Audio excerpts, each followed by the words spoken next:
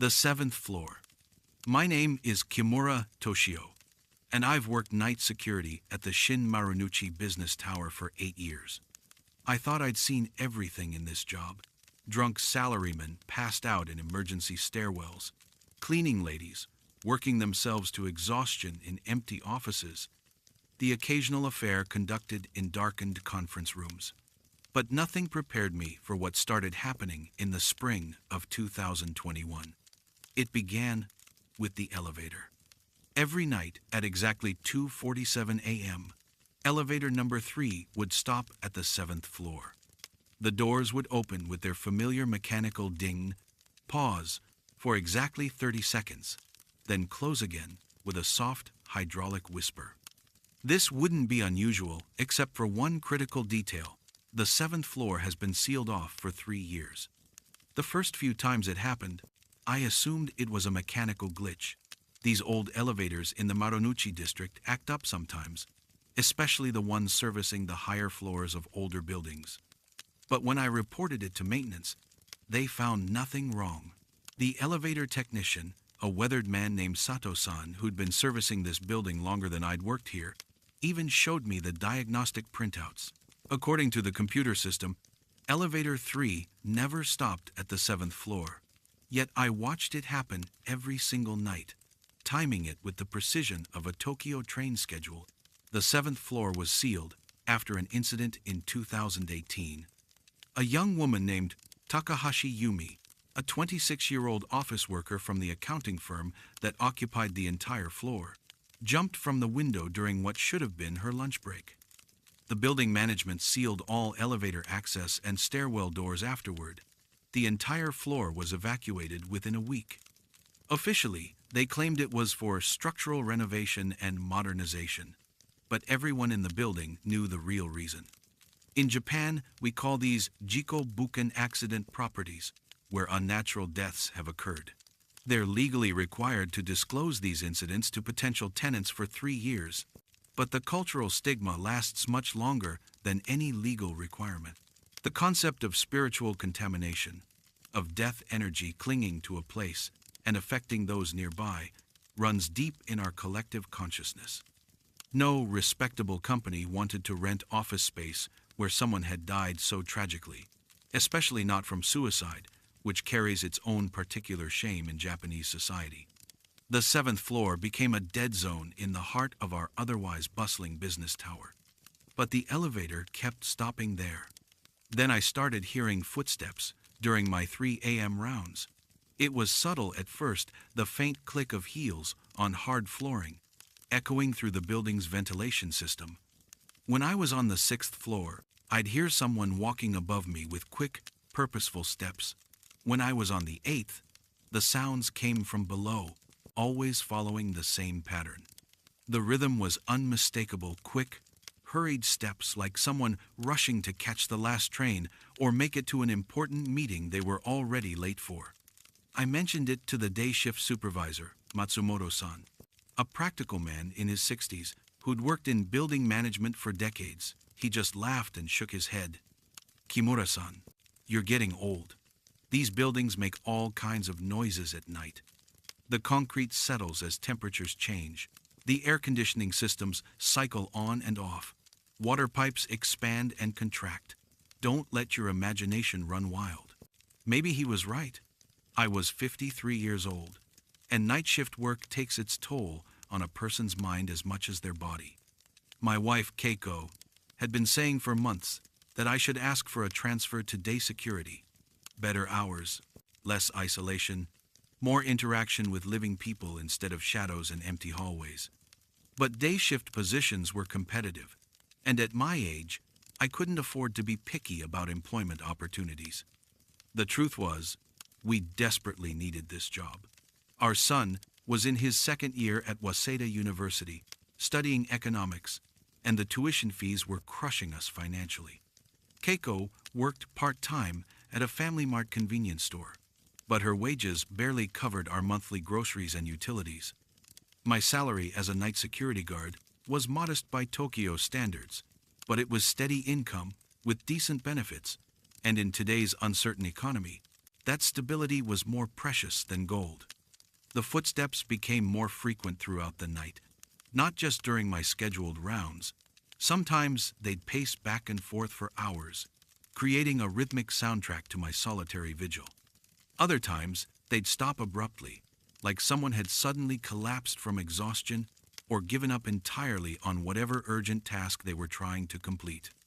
I started checking the security cameras more obsessively, cycling through feeds from every floor, but the seventh floor monitors had been disconnected when the floor was sealed off. There was literally no way to see what was happening up there, if anything was happening at all. The sound began to follow a pattern. It always started at 2:47 a.m., exactly when the elevator made its mysterious stop. The footsteps would continue for precisely 1 hour, then cease completely until the next night. The consistency was unsettling, more unsettling than random noises would have been. Random sounds could be explained away as building maintenance, structural settling, or urban wildlife. But this rigid schedule suggested something far more deliberate and disturbing. One night in late April, I decided to investigate. I knew it was against protocol, but 8 years in this building teaches you things. I found the maintenance access panel on the 8th floor. These old buildings have narrow service corridors between floors for cables and pipes. It's how I accessed the sealed 7th floor that night. The 7th floor was frozen in time. Desks had papers scattered on them. Computer monitors sat dark but connected. Coffee cups held brown stains where liquid had long since evaporated. It was like a museum of interrupted lives. Takahashi Yumi's corner workspace was exactly as she'd left it. Her desk calendar showed April 15th, 2018, the day she died. A half-written resignation letter yellowed in her typewriter. Next to it sat a photo of her parents and a wilted plant. That's when I saw her. She stood by the window, the same window she'd jumped from, a young woman in a navy business suit, hair in a neat ponytail. She held a paper, reading it repeatedly, lips moving silently as if practicing words she couldn't get right. She looked so real that I thought someone else had found their way onto the sealed floor. Then she turned toward me, and I saw her face wide, eyes filled with desperate anxiety, mouth set in determination mixed with terror. The face of someone pushed beyond their breaking point. She didn't see me. Instead, she walked to her desk and sat down, placing the paper carefully next to her keyboard. It was a resignation letter, not the half-finished one in the typewriter, but a new one, perfectly typed. She picked it up, stood, and walked toward the manager's office door. I understood. She was rehearsing. Night after night, she was practicing the moment she'd never completed, delivering her resignation to the supervisor who'd made her life unbearable. I'd heard the stories about the power harassment that drove Takahashi Yumi to her desperate act. Her supervisor, Watanabe, was notorious for his treatment of female employees. Impossible deadlines, public humiliation, threats about job security, the systematic psychological abuse too common in Japanese offices, especially for young women. After her death, Watanabe was quietly transferred. The accounting firm implemented new policies, but for Takahashi Yumi, these changes came too late. I watched her complete her ritual. She knocked on the manager's door, waited 30 seconds, then returned to her desk. She folded the letter, placed it in an envelope, and walked to the window. Then she faded away like morning mist. The next night, she did it all again. I started timing my rounds to her appearances. 2:47 a.m., when the elevator stopped, was when she materialized. She'd spend exactly 1 hour in her routine, then vanish until the following night. I should have reported the security breach, but something held me back. Maybe sympathy for this young woman trapped in an endless loop. Maybe recognition I'd seen that desperate look in my own mirror during difficult periods. Or maybe understanding that some problems can't be solved by filing reports. I started leaving small offerings on her desk. Fresh coffee from the security office. A new pen when hers ran out of ink. Small kindnesses that might help her find peace. But Takahashi Yumi wasn't looking for peace. She was looking for justice. The resignation letter wasn't just practice, it was evidence. Every night, she tried to deliver testimony about the harassment that destroyed her life. She sought the confrontation with Watanabe she'd been too afraid to have while alive. The problem was that Watanabe no longer worked on the 7th floor. He'd been transferred to the building's 12th floor, continuing his career as if nothing had happened. Takahashi Yumi was trapped, endlessly rehearsing for a meeting that could never take place. I made a decision I'm still not sure was right. Using my security access, I researched Watanabe's schedule. He worked late most nights, often until midnight. His 12th floor office was directly above where Takahashi Yumi had once worked, connected by the same structural framework that had housed their daily interactions. On June 21st, 3 years and 2 months after her death, I violated every rule in my contract. I enabled elevator access to 7th floor and left a note on Watanabe's desk, asking him to come down for a security consultation regarding past incidents. He came down just after 2 a.m., grumbling about the inconvenience. I led him through the maintenance access, claiming there was evidence of a break-in requiring his attention. When Takahashi Yumi appeared at 2:47, Watanabe's reaction was everything I'd expected. The color drained from his face as he recognized the woman whose life he'd helped destroy. She walked through her routine, but this time, when she knocked on the manager's door, Watanabe was there. For 30 seconds, they faced each other. She held out her resignation letter with hands trembling, not with fear, but with righteous anger. He stood frozen, finally forced to confront the consequences of his actions. Then she spoke the first words I'd ever heard from her. "Watanabe-san," she said, her voice carrying formal politeness even in death. "I have something to discuss with you." Watanabe began to cry. Not tears of remorse, but tears of someone finally understanding the weight of their actions. He reached out to take the letter, and for a moment his fingers seemed to touch hers. Then she was gone. Watanabe never returned to work. He resigned the next morning and moved back to his hometown in Kyushu. The harassment counselor told me that sometimes the only justice possible is forcing people to see themselves clearly. I still work the night shift at Shin Marunouchi Business Tower. The elevator no longer stops at the 7th floor, and the footsteps have ceased. Sometimes I visit her old desk. The offerings I left remain undisturbed, but I continue the practice anyway.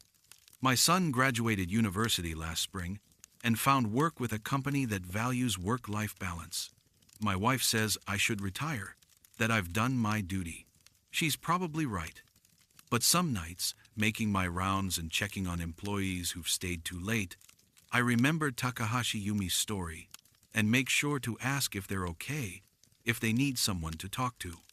Because sometimes, security work isn't just about protecting buildings. Sometimes it's protecting people from the darkness that can trap them forever, repeating desperate actions without hope of resolution. The 7th floor remains sealed, officially under permanent renovation.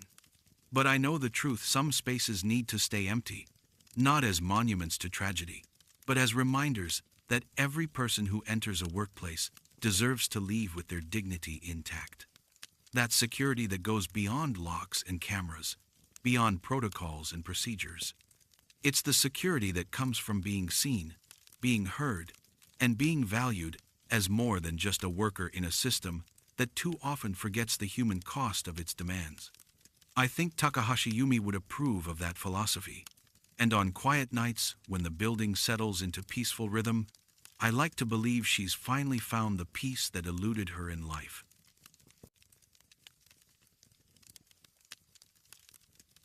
Overtime Ghost. My name is Sato Yuki, and I've been working at Miyazaki Trading Company for 3 years now. What I'm about to tell you happened last autumn, during the most grueling season of our fiscal year, when the entire office was drowning in quarterly reports and budget projections that seemed to multiply faster than we could complete them. I should explain about Watanabe-san, my former senpai in the accounting department. He was a dedicated employee, perhaps too dedicated, as we learned too late. Watanabe Hiroshi had worked at our company for 15 years, climbing steadily from junior accountant to senior analyst. He was the kind of man who arrived at the office before anyone else and left long after the cleaning ladies had finished their rounds. His desk was always perfectly organized, his reports submitted days before their deadlines, his attention to detail legendary among our department supervisors. When I first joined fresh from university, struggling with our complex filing systems and client protocols, Watanabe-san would stay late to help me organize my work. He'd explain things with infinite patience, never making me feel stupid for asking the same questions multiple times. "Sato-san," he would say in his gentle voice, "the foundation of good business is getting every detail right the first time. Speed comes naturally once you understand the system." He lived alone in a small apartment near Shibuya Station. Never married, no children. The company was his family, and his work was his purpose. Looking back, I can see the warning signs that none of us recognized at the time. The way he'd flinch when supervisors raised their voices, how he'd work through lunch breaks surviving on convenience store sandwiches and black coffee, the dark circles under his eyes that grew deeper each month, the way his hands would shake slightly when he thought no one was watching. But in our culture, where dedication to one's work is considered the highest virtue, where staying late shows commitment and leaving on time suggests laziness, Watanabe-san's behavior seemed admirable rather than alarming. Our department manager, Fukuda-san, would often praise him in meetings, holding him up as an example for the rest of us to follow. If everyone worked with Watanabe-san's dedication, he would say, our department would be the most efficient in the entire company. The project that killed him was a comprehensive cost analysis report for a potential merger with a manufacturing company in Osaka. The deadline was impossibly tight, 2 weeks to analyze 5 years of financial data and create projections for 3 different merger scenarios. It was the kind of assignment that should have been given to a team of 5 analysts, but budget constraints meant Watanabe-san had to handle it alone. I watched him deteriorate over those 2 weeks. He started arriving at the office at 6 a.m. and staying until well past midnight. His usual neat appearance became disheveled. His careful handwriting grew shaky and erratic. On the morning of the deadline, I found him slumped over his desk, his computer screen still glowing with spreadsheet calculations, an empty coffee cup clutched in his lifeless hand. The paramedic said it was karoshi death from overwork, a massive heart attack brought on by exhaustion, stress, and chronic sleep deprivation. He was only 43 years old. The merger analysis he'd died completing was rejected by the client the following day for being too conservative in its projections. That was 6 months ago. The company held a modest funeral service, sent flowers to his family in Sendai, and hired a replacement analyst within 2 weeks. Watanabe-san's desk was cleared out, his files reorganized and redistributed, his nameplate removed and stored in the supply closet. Life at Miyazaki Trading continued as if he had never existed. But some things, I learned, cannot be cleared away so easily. It started in late September, during another brutal deadline season. I was working late on a client report that was due the next morning, nothing as complex as Watanabe-san's final project, but still requiring several hours of careful analysis. The office was nearly empty by 9 p.m., just me and a few other junior employees scattered across different departments, each of us hunched over our computers in islands of fluorescent light, surrounded by darkened cubicles. That's when I first noticed the typing. It was subtle at first, easily mistaken for the sound of my own fingers on the keyboard or the clicking of a colleague's mouse several desks away. But as I paused to stretch my neck and rest my eyes, I realized the typing was coming from Watanabe-san's old desk. I looked over, expecting to see whoever had been assigned to that workstation, but the chair was empty. The computer monitor was dark, the keyboard untouched. Yet the sound continued steady, rhythmic typing with the occasional pause for thought, exactly like Watanabe San's old working rhythm. I told myself it was acoustic confusion, sound traveling from another part of the office in ways I didn't understand. Old buildings like ours carry noise strangely, and I was tired enough to be hearing things that weren't really there. I turned back to my work and tried to focus on the numbers swimming in front of my eyes. But the typing grew more insistent, accompanied now by the soft sound of papers being shuffled and the occasional sigh of frustration sounds. I recognized all too well from sitting near Watanabe-san during his final weeks. I found myself unable to concentrate on my own work, my attention drawn repeatedly to that empty desk where impossible sounds suggested someone was working diligently on an urgent project. When I finally looked up again, I saw him. Watanabe-san sat at his old desk, exactly as he had in life, wearing the same gray suit he'd favored, his thinning hair combed neatly to one side. His fingers moved across the keyboard with familiar precision, his eyes fixed on the monitor screen with the same intense concentration I remembered so well. He looked solid, real, completely ordinary, except for the fact that he'd been dead for 6 months. I sat frozen in my chair, uncertain whether I was experiencing a hallucination brought on by my own exhaustion or witnessing something genuinely supernatural. Watanabe-san seemed unaware of my presence, completely absorbed in whatever document he was preparing. Occasionally, he would pause to consult a stack of papers beside his keyboard, making notes with the same careful handwriting that had once helped me learn our filing systems. I watched him work for nearly an hour. He would type, pause to review, sometimes shake his head and delete paragraphs. Around midnight, he stopped and looked directly at me. "Sato-san," he said, voice gentle but urgent, "I need your help with this report. The deadline is tomorrow morning, and I'm behind schedule." "Watanabe-san, what report? What deadline?" He gestured toward his screen, displaying the complex merger analysis. "The Osaka project. Fukuda-san expects it first thing tomorrow. Could you help verify these numbers?" The request was so ordinary, like countless late-night collaborations we'd shared, that I almost stood to help. Then I remembered Watanabe-san was dead, the project completed and rejected months ago. "Watanabe-san, the merger project is finished. It was submitted 6 months ago." He looked confused, glancing at his screen. "No, that can't be right. I'm still working on the projections. If I don't finish tonight, we'll lose the contract." I realized what I was witnessing. Watanabe-san was trapped in his final weeks, endlessly repeating the work cycle that killed him. His dedication had somehow survived death, binding him to the office where he'd spent his last conscious moments.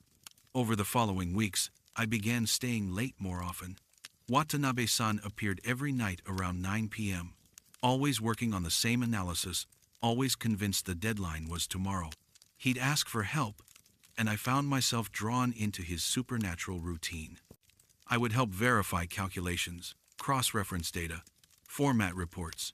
It felt natural, comforting even, working alongside him again. His presence made the empty office less lonely. But there was something disturbing about these collaborations. No matter how much we completed, Watanabe-san never made progress. Each night, he'd start from the same point, asking the same questions, as if our previous work had never happened. He wasn't just trapped in a work routine, he was trapped in the mindset that killed him, the belief that working harder, sacrificing everything for the job, was necessary for survival. Even death hadn't freed him from the cultural expectations that drove him beyond his limits. The situation became troubling when I realized Watanabe-san's presence was affecting my own habits. I found myself staying later, not just to help him, but because his example made me feel guilty about leaving while work remained. I started skipping lunch, working weekends, checking emails obsessively. My friends commented on my appearance dark circles, shaking hands from too much coffee, the tremor in my voice discussing deadlines.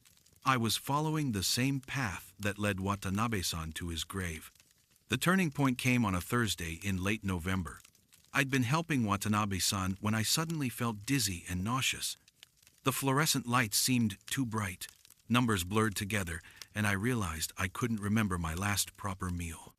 "Sato-san," Watanabe-san said, looking up from his calculations, "you don't look well. Perhaps you should go home and rest." The irony of health advice from someone who'd worked himself to death wasn't lost on me. I looked at my former mentor, this kind, dedicated man who died believing his worth was measured entirely by productivity, and finally understood what needed to happen. "Watanabe-san," I said, "the merger analysis is good enough. It doesn't need to be perfect." He shook his head with familiar stubbornness. "No, Sato-san. The third scenario projections are incomplete. Substandard work reflects poorly on the entire department. The department was reorganized after you died. The client rejected the report anyway, not because it wasn't good enough, but because they decided against the merger." For a moment, Watanabe-san's expression wavered, struggling to process information that didn't fit his understanding. Then his features hardened with resolve. "All the more reason to make this analysis perfect. We need to prove our work has value." I realized logical arguments wouldn't free Watanabe-san from his cycle. His dedication had become so fundamental to his identity that death couldn't shake his belief in its importance. He was trapped not by supernatural forces, but by cultural values. The idea that worth is determined by willingness to sacrifice everything for work. But I had a choice he no longer possessed. I could break the cycle threatening to consume me. The next morning, I submitted my resignation. In my exit interview, I mentioned the excessive overtime and unhealthy culture that contributed to Watanabe-san's death. The HR representative took polite notes and assured me the company was always looking for ways to improve work-life balance. I found work at a smaller firm emphasizing reasonable hours and employee well-being. The pay was lower, but having time for sleep, meals, and relationships made me more productive during actual work hours. I sometimes wonder if Watanabe-san is still there, working late on his endless merger analysis, forever trying to meet a deadline that's already passed. Part of me feels guilty for leaving him behind, for escaping a trap that still holds him. The last time I walked past Miyazaki Trading, I could see lights burning on our old floor well past midnight. I said a quiet prayer for Watanabe-san and all the dedicated employees who believe their humanity is worth less than their productivity. Perhaps the greatest honor we can give those who died from overwork is refusing to follow their example, choosing life over labor, relationships over reports, rest over endless deadlines that will never truly be met.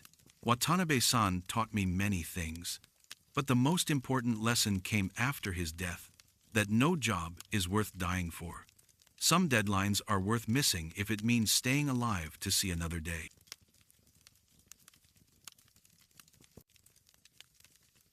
The Cleaning Lady's Warning. My name is Tanaka Emiko, and I've been working as a cleaning lady for Tokyo office buildings for nearly 20 years. What I'm about to tell you happened at the Yamato Financial Building in Nihonbashi, where I started working the night shift in March of 2022. My previous job was at a smaller office complex in Shibuya, where I'd worked for 8 years. The building was sold to developers, and all cleaning staff were let go with 2 weeks' notice. Finding new work at 62 isn't easy in Japan. Most companies prefer younger cleaners. I spent 3 months applying for positions, watching my savings dwindle while younger applicants were chosen over me. That's when I heard about the opening at Yamato Financial. The building management was offering higher wages than usual, suspiciously higher, as I would later understand. They needed someone for the early morning shift, arriving at 4 a.m. to clean the executive floors before employees arrived at 7. The hours were brutal, but the pay was enough to keep my small apartment in Koenji. The building itself was impressive, 30 floors of gleaming steel and glass. But there was something unsettling about it in the pre-dawn hours. The lobby was always too cold, and the elevator made strange grinding noises climbing to the upper floors. The fluorescent lights flickered intermittently, casting moving shadows. My territory was floors 25 through 30, the executive level. These floors felt abandoned, even during business hours. The carpets always seemed dusty, no matter how thoroughly I vacuumed them. And there was a persistent smell, not unpleasant, but musty and stale, like air that hadn't circulated in years. The other cleaning staff avoided talking about the upper floors. The building supervisor, Matsuda-san, seemed reluctant to spend time there. Just follow the checklist, he would say, avoiding eye contact, clean efficiently, and don't linger. It was during my second week that I first encountered Ito-san. I was cleaning the 28th floor around 5 a.m. when I noticed light coming from the supply closet. I assumed someone had left it on, so I went to turn it off. When I opened the door, I found an elderly man sitting among the cleaning supplies, eyes closed as if resting. "Excuse me," I said politely. "Are you all right?" He opened his eyes and smiled tiredly. He was probably in his 70s, wearing a faded janitor's uniform. His face was deeply lined with exhaustion, hands thin and calloused from decades of manual labor. "Ah, you must be the new cleaning lady," he said slowly. "I'm Ito Kenji. I used to work these floors before I had to leave." Something seemed off about his manner. He spoke as if every word required great effort, and his skin had an unusual pallor. "I'm Tanaka Emiko," I replied. "Are you taking a break?" Ito-san shook his head. "I don't really work here anymore, but I wanted to warn you about the executive conference room."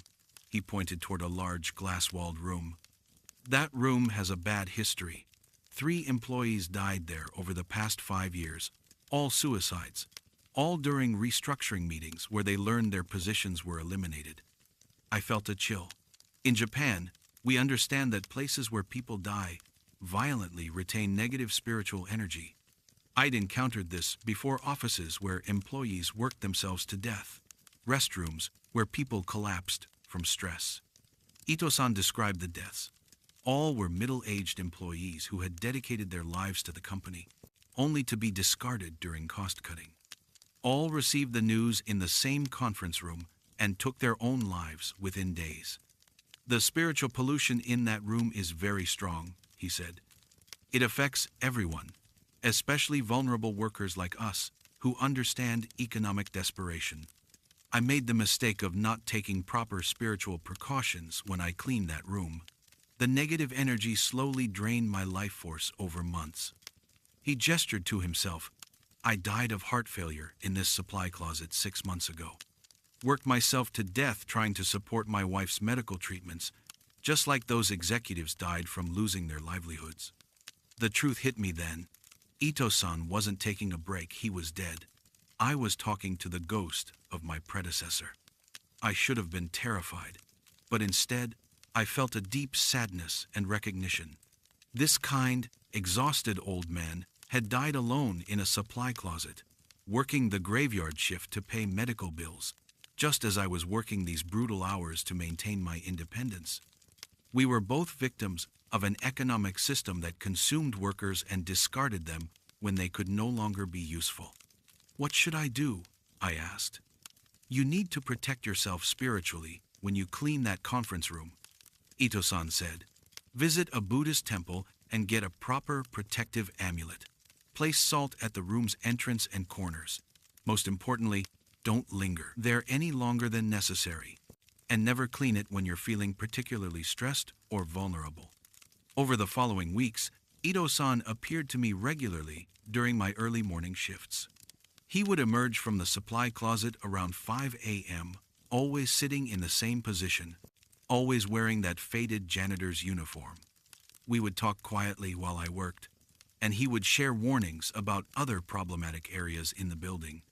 He told me about the 19th floor bathroom where a young accountant had overdosed on sleeping pills, and how the mirrors there sometimes showed reflections of people who weren't really present.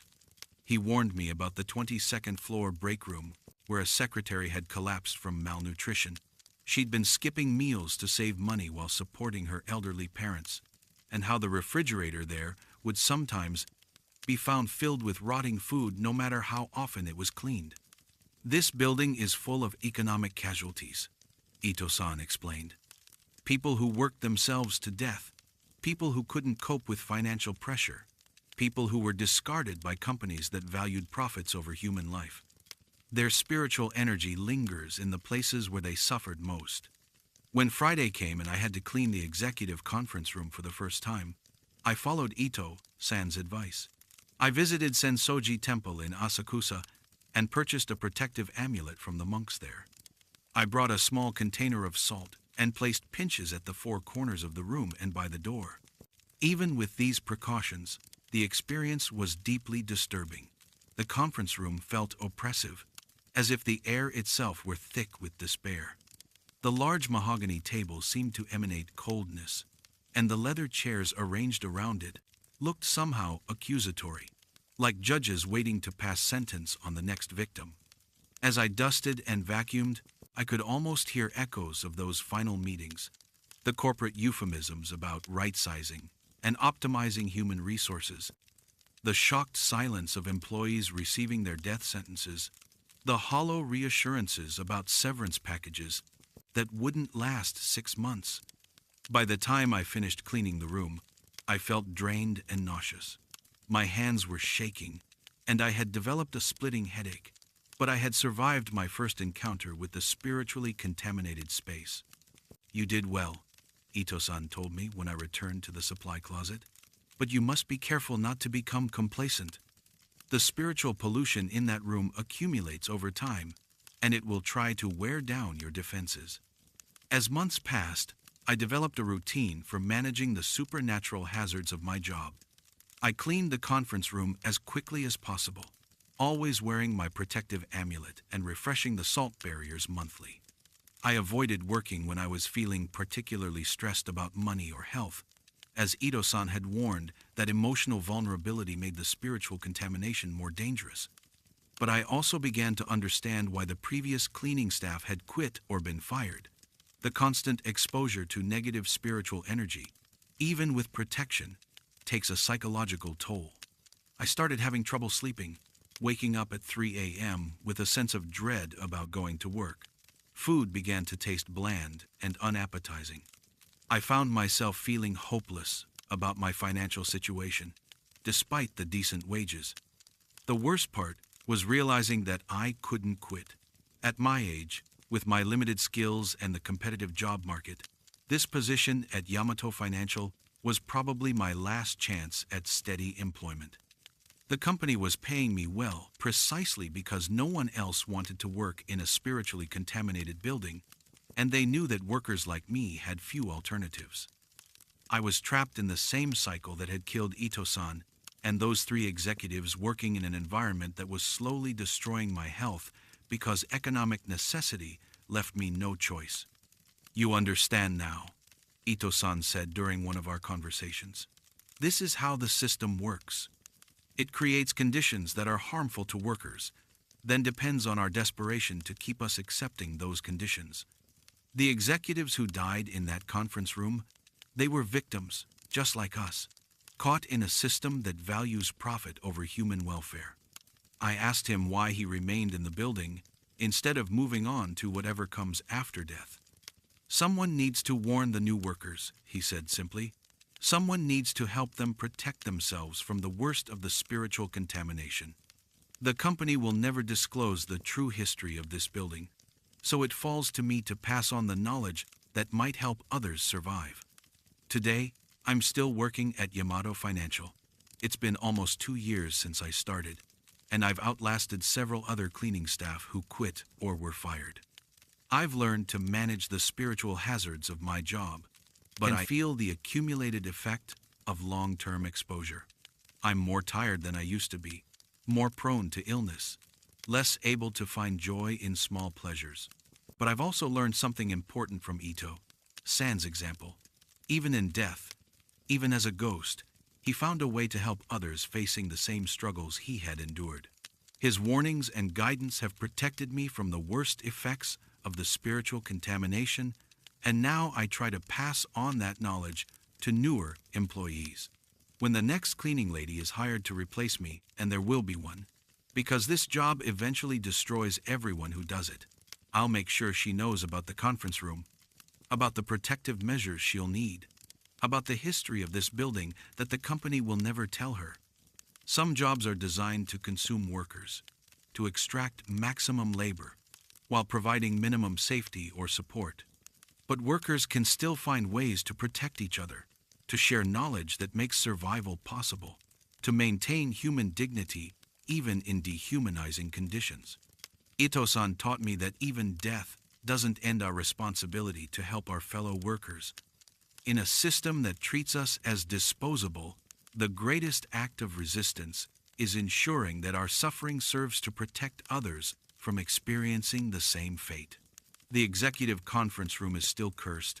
The building is still contaminated with the despair of economic casualties, and I'm still trapped in a job that's slowly killing me. But I'm not alone, and neither are the workers who will come after me. That's something the company can never take away from us, no matter how much profit they extract from our labor.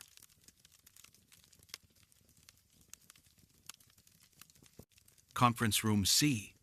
My name is Yamada Hiroshi, and I've been working in middle management at Tokushima Electronics for 12 years. What I'm about to tell you started in autumn 2023, during the most brutal restructuring period in our company's history. It began in Conference Room C on the 15th floor, a space that had become synonymous with career executions. Tokushima Electronics had been struggling to compete with cheaper Southeast Asian manufacturers and more innovative Korean companies. Our traditional approach, reliable but unexciting products at premium prices, no longer appealed to younger consumers. The board brought in a new CEO, Nakamura-san, with a mandate to slash operating costs by 40% within 2 years. As a section manager in product development, I found myself caught between executives demanding impossible cost reductions and engineers already working at maximum capacity. My job had evolved from coordinating projects to selecting which subordinates would lose their livelihoods during each round of layoffs. Conference Room C had earned its grim reputation over 18 months. It was where department heads received termination quotas, where divisions learned they were being eliminated, where loyal employees discovered decades of service meant nothing when quarterly profits were at stake. The room's glass walls, designed for transparency, had become a viewing gallery for workplace executions. The room itself was unremarkable mahogany table, 12 leather chairs, windows overlooking Tokyo Bay. But the atmosphere was oppressive, especially during evening meetings, when city lights created strange shadows in the glass walls. The air conditioning seemed inadequate, and there was a persistent smell of anxiety that no amount of cleaning could eliminate. It was during a late-night strategy session in early October that I first noticed something unusual. Nakamura-san had called a mandatory meeting for all department heads to discuss the next restructuring phase. We were scheduled to eliminate another 200 positions before the fiscal year ended. The meeting began at 8 p.m. 7 department heads sat around the table while Nakamura-san paced, gesticulating at financial projections on the wall-mounted monitor.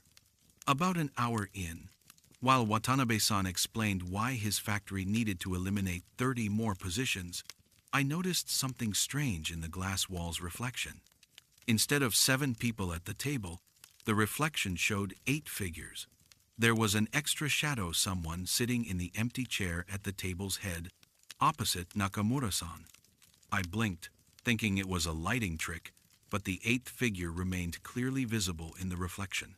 When I looked directly at that chair, it was obviously empty. The shadow appeared to be a middle-aged man in a business suit, hands folded, listening intently. "Yamada-san," Nakamura-san's voice cut through my distraction. "Your department needs to contribute its share to our efficiency goals. I'm expecting recommendations for at least 15 terminations from product development." I forced myself to focus on the meeting, but my attention kept drifting to that mysterious reflection. The 8th figure never moved or interacted with us directly, but I had the unsettling feeling that it was taking notes recording every decision we made about which employees would lose their jobs. As the meeting continued past 10 p.m., the atmosphere grew more tense. Department heads competed to demonstrate their loyalty by offering up more of their subordinates for termination. Names were discussed like inventory items. Tanaka, San's productivity has declined. Suzuki, San's salary is above market rate. Ito-san lacks the technical skills for our future direction. That's when I first heard the whispers. They were so quiet at first that I thought they were coming from the air conditioning system or the building's ventilation. But as I listened more carefully, I realized the sounds were coming from the direction of the empty chair, the one where the mysterious eighth figure appeared in the reflection. The whispers seemed to be providing additional information about each employee we discussed. When Fujiwara-san mentioned terminating a salesperson named Kobayashi-san, the whispers added details about the man's family situation. 3 children, mortgage, caring for elderly mother. When accounting proposed eliminating Hashimoto-san, the voice noted, 22 years of service, perfect attendance record, trains the new hires. I looked around the table to see if anyone else was hearing these whispers, but my colleagues seemed completely absorbed in their discussions. They showed no signs of noticing either the extra reflection or the quiet commentary that accompanied each termination decision. The meeting finally ended around 11 p.m., with each department head having committed to specific termination quotas. As we gathered papers and prepared to leave, I lingered in the conference room, studying the reflection in the glass wall. The eighth figure remained visible, but now it seemed to be looking directly at me through the reflection. Over the following weeks, I began researching the history of Conference Room C. What I discovered explained the mysterious presence that had been observing our meetings. 3 years earlier, the room had been the site of a tragedy that the company had worked hard to suppress. A department head named Kimura-san had been called to Conference Room C for what he thought was a routine strategic planning meeting. Instead, he was informed that his entire division was being eliminated and that he was responsible for terminating all 28 of his subordinates. Kimura-san had worked at Tokushima Electronics for 19 years, building the consumer audio division from a small team into one of the company's most profitable units. But changing market conditions and new corporate priorities meant his division was no longer considered essential. He was given 2 weeks to complete the terminations and close down operations. According to the security footage I managed to access, Kimura-san had stayed late in Conference Room C after that meeting, sitting alone at the table for hours. He made phone calls to each of his subordinates, personally delivering the news that they would be losing their jobs. The last security camera timestamp showed him still in the room at 2:17 a.m. When cleaning staff arrived the next morning, they found Kimura-san hanging from the ceiling-mounted projector mount, his body suspended directly over the chair at the head of the conference table. He had used his necktie and the power cord from the projector to create a makeshift noose. His suicide note was brief. I cannot live with what I was forced to do to my people. The company had managed to keep the suicide out of the media through a combination of legal pressure and strategic donations to journalists' retirement funds. Kimura-san's death was officially attributed to personal health issues, and his family received a substantial settlement in exchange for their silence about the circumstances. But Conference Room C had retained the spiritual contamination from Kimura-san's suicide. His guilt over destroying the careers of 28 loyal employees had bound his spirit to the location where he had received his impossible orders. Now he attended every termination meeting, bearing witness to the human cost of corporate efficiency measures. As autumn progressed into winter, the late-night strategy meetings became more frequent and more brutal. Each session brought new termination quotas, new lists of employees to be discarded.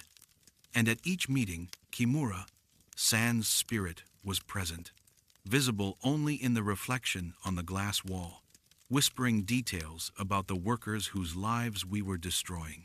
The whispers became more specific and more disturbing. When we discussed terminating a young engineer named Watanabe-san, Kimura, San's voice provided heartbreaking context. New father, student loans, wife on maternity leave.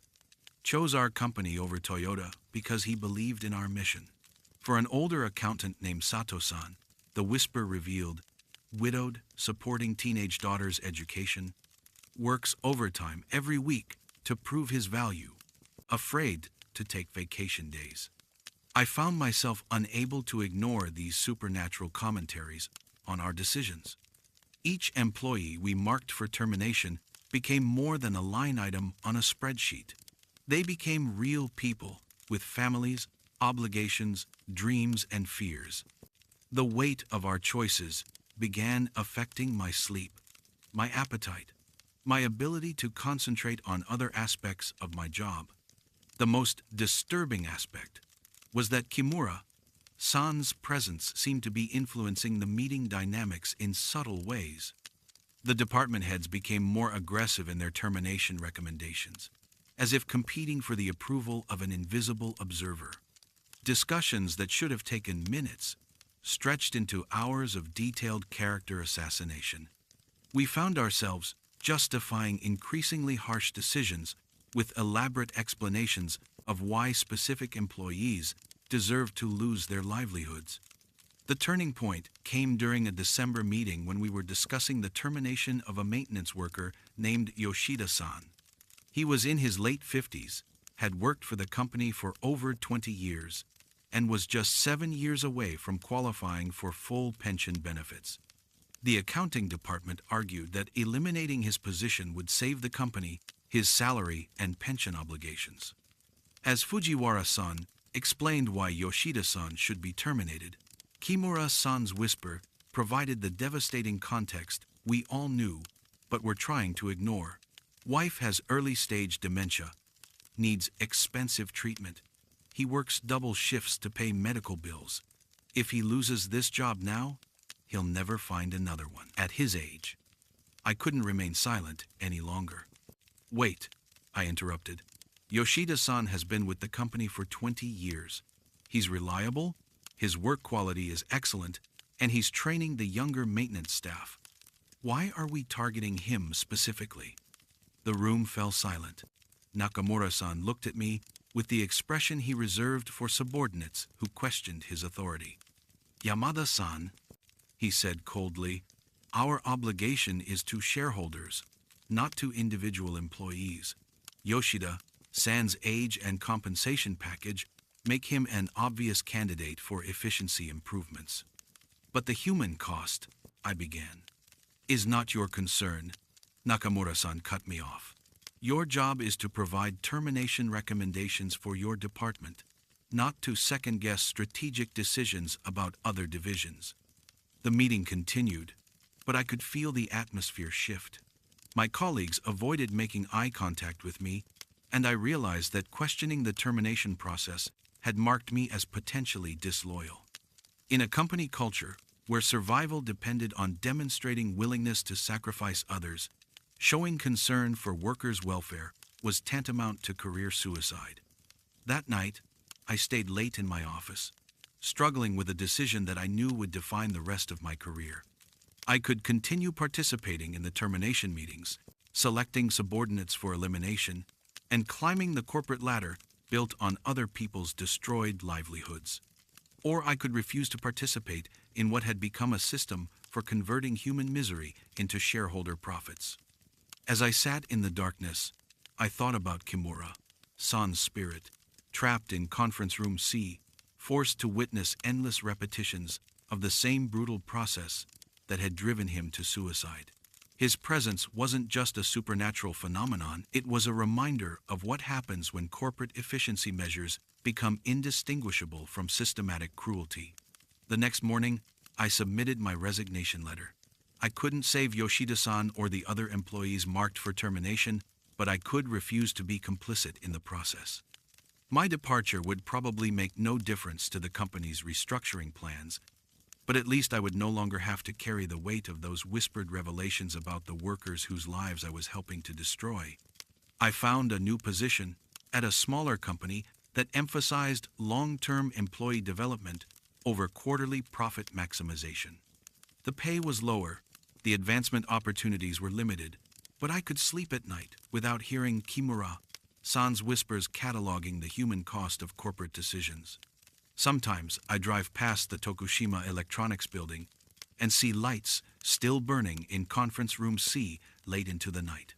I know that Nakamura-san and the remaining department heads are continuing their efficiency meetings, making their termination quotas, justifying their decisions with financial projections and market analyses.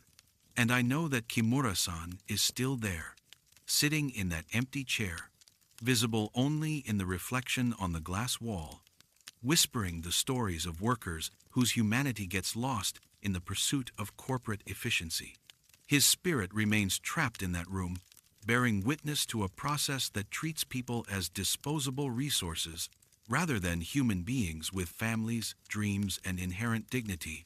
Some hauntings are supernatural manifestations of unresolved trauma, but others are reminders of ongoing moral failures, spirits that persist because the conditions that created them continue to exist.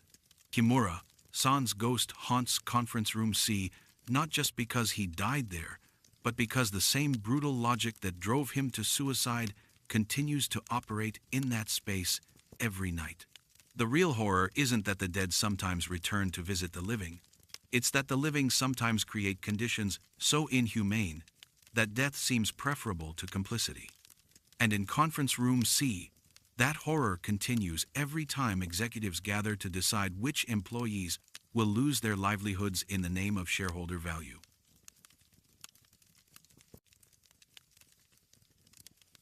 The printer's message.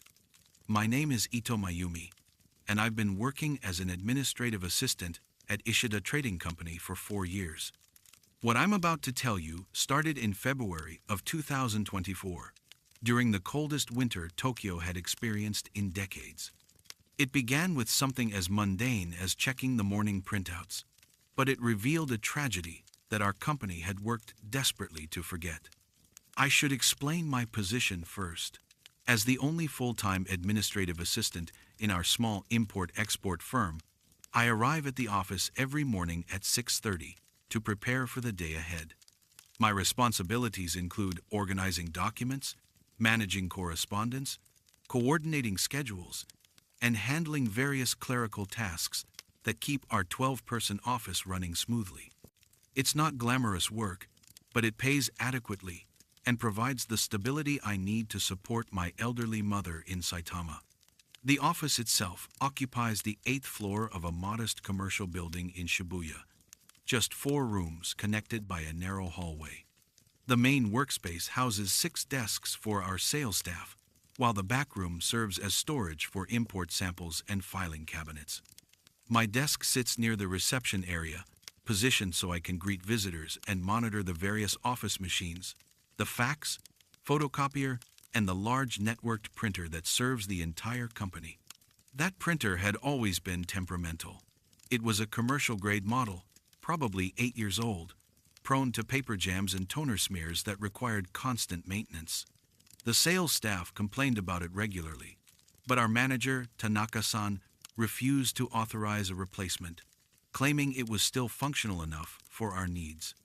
On that particular February morning, I arrived to find the printer had been running overnight. The paper tray was nearly empty, and there was a single sheet lying in the output tray. This wasn't unusual. Sometimes staff members would send large documents to print before leaving the previous evening, and the machine would complete the job overnight. But when I picked up the paper, I found something unexpected. Instead of a sales report or client correspondence, it was a resignation letter. The format was formal and proper, written in the polite business language that Japanese employees use when leaving their positions.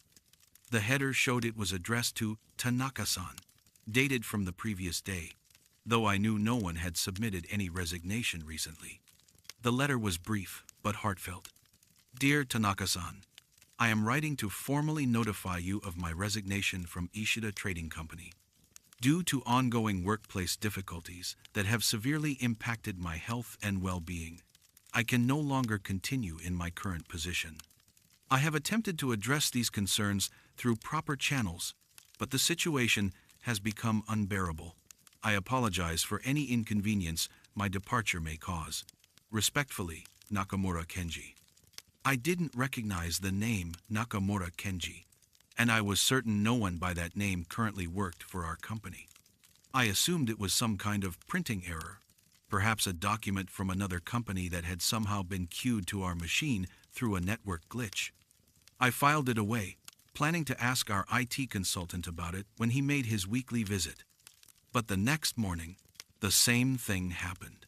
I arrived at 6:30 to find an identical resignation letter in the printer tray, with the same text, same date, same signature. This time I paid closer attention to the paper itself. It was our standard letterhead, with the Ishida Trading logo and address properly positioned at the top. The formatting was perfect, and the print quality was crisp and professional. This continued for a week.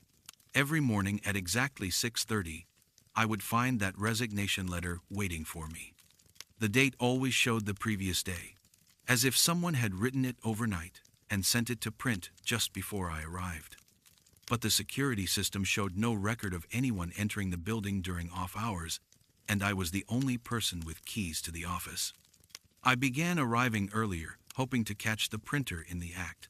On Thursday morning, I reached the office at 6:15 and positioned myself where I could observe the printer directly. At exactly 6:30, the machine suddenly activated. I watched it feed a single sheet of paper through its mechanisms, the laser printing assembly moving back and forth with mechanical precision. When it finished, there was Nakamura Kenji's resignation letter, identical to all the others.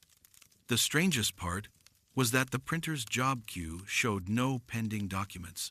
According to the machine's internal memory, no print command had been received. Yet every morning it produced that same letter with clockwork regularity. I decided to research the name Nakamura Kenji, wondering if he might have been a former employee whose information was somehow cached in the printer's memory.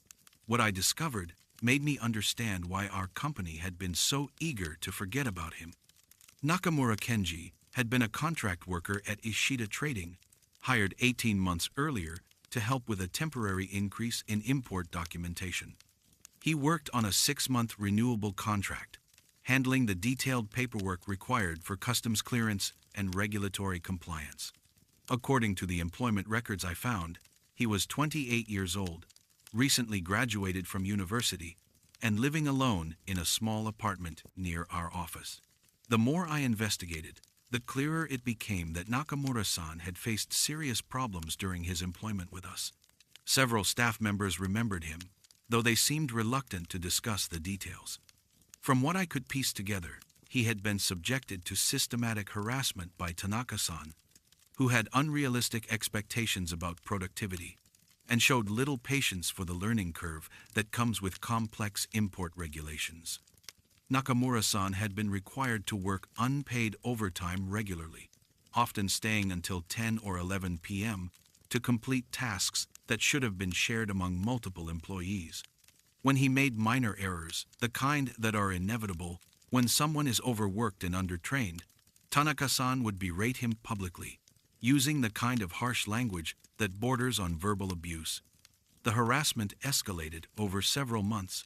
Tanaka-san began requiring Nakamura-san to submit daily written reports explaining his work progress, then would find fault with these reports and demand rewrites. He was excluded from staff meetings and company social events. His contract renewals became contingent on meeting impossible performance metrics. According to the police report I managed to access through a contact in the ward office, Nakamura-san had attempted to address the situation through proper channels. He filed a complaint with the Labor Standards Office about unpaid overtime and workplace harassment. He also drafted several versions of a resignation letter, apparently struggling with how to explain his departure without damaging his future employment prospects. But he never submitted that letter. On a cold morning in March of 2023, 11 months before I started finding the printed letters, Nakamura-san was struck by a train while rushing to work. The accident occurred at Shibuya Station during the morning rush hour, when platform overcrowding and schedule pressures create dangerous conditions for commuters. Witnesses said he had been running to catch the 7:15 train, apparently late for work again. He slipped on the icy platform and fell onto the tracks just as the train was entering the station. The train operator had no time to stop. The official investigation ruled it an accidental death, but the circumstances suggested something more troubling. Nakamura-san had been working 14-hour days for weeks, surviving on convenience store meals and energy drinks, showing clear signs of the exhaustion and stress that can impair judgment and coordination. He died not because he chose to end his life, but because the working conditions at our company had pushed him beyond his physical and mental limits. In his apartment, investigators found multiple drafts of resignation letters, each one carefully worded to avoid directly accusing the company of harassment, while still explaining why he could no longer continue working there. The final version, the one that matched the letters appearing in our printer, was dated the day before his death. He had apparently planned to submit it that morning, but never got the chance. Understanding this context made the daily appearance of those letters deeply disturbing. Every morning, I was confronted with Nakamura-san's final attempt to escape the working conditions that killed him. The printer was somehow reproducing his last professional act, the resignation he never got to submit because he died trying to get to work on time. But the supernatural manifestation was only part of what made this situation so unsettling. The really horrifying aspect was recognizing how closely my own experience paralleled what Nakamura-san had endured. Tanaka-san's management style hadn't changed since Nakamura-san's death. He still demanded unpaid overtime, still berated employees for minor mistakes, still created working conditions that prioritized company profits over human welfare. And as the only administrative assistant, I found myself bearing the brunt of his unreasonable expectations. My workload had increased significantly over the past year as the company took on more clients without hiring additional staff. I regularly worked past 8 p.m. without compensation, handling tasks that should have been distributed among multiple employees. When I made mistakes due to fatigue or time pressure, Tanaka-san would subject me to the same public humiliation that had driven Nakamura-san to despair. Reading those resignation letters every morning became a daily reminder of my own precarious situation. Nakamura-san's words about ongoing workplace difficulties and health impacts resonated with my own experience. Like him, I had attempted to address problems through proper channels, only to be told that my complaints were evidence of insufficient dedication to the company. The letters also served as a warning. Nakamura-san had died not from suicide, but from the physical and mental exhaustion that made a tragic accident inevitable. Every morning when I rushed to catch my train, running on too little sleep and too much stress, I was following the same dangerous path that had led to his death. I began making small changes to protect myself. I started leaving work at 7 p.m., regardless of unfinished tasks, accepting that some things would simply have to wait until the next day. I began eating proper meals instead of surviving on convenience store food. Most importantly, I started looking for other employment opportunities, recognizing that my current situation was unsustainable. But I also felt a responsibility to preserve Nakamura-san's testimony. His resignation letter, appearing daily in our printer, was his attempt to bear witness to the working conditions that killed him. Each morning, as I collected and disposed of these letters, I was participating in the ongoing cover-up of his suffering. Instead of throwing them away, I began keeping them, not as evidence for any legal action, too much time had passed for that, but as documentation of an injustice that deserved to be remembered. Nakamura-san's death had been ruled accidental, his harassment forgotten, his story erased from company history. But his spirit was ensuring that someone, at least, would know the truth about what happened to him. The letters stopped appearing after I found new employment at a company with better working conditions and more reasonable expectations. On my last day at Ishida Trading, I arrived early as usual, but the printer remained silent at 6:30. It was as if Nakamura-san understood that his message had finally been received by someone who could learn from his tragedy. I still have those resignation letters filed carefully in a folder at my home. They serve as a reminder that workplace harassment isn't just about hurt feelings or professional disappointment. It can literally be a matter of life and death. They also remind me to pay attention to warning signs, both in my own work situation and in the experiences of colleagues who might be facing similar pressures. Sometimes I think about returning to Ishida Trading, not to work there, but to tell current employees about Nakamura-san's story. But I know they wouldn't welcome such a visit, and the employees who remain there probably wouldn't be free to listen, even if they wanted to.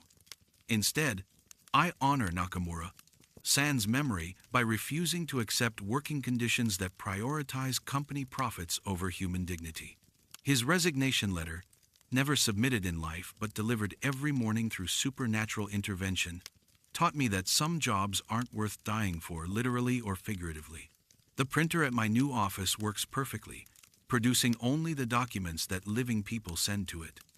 But I'll never forget those early morning encounters with Nakamura-san's final testimony, or the lesson they taught me about the sometimes fatal cost of corporate indifference to employee welfare.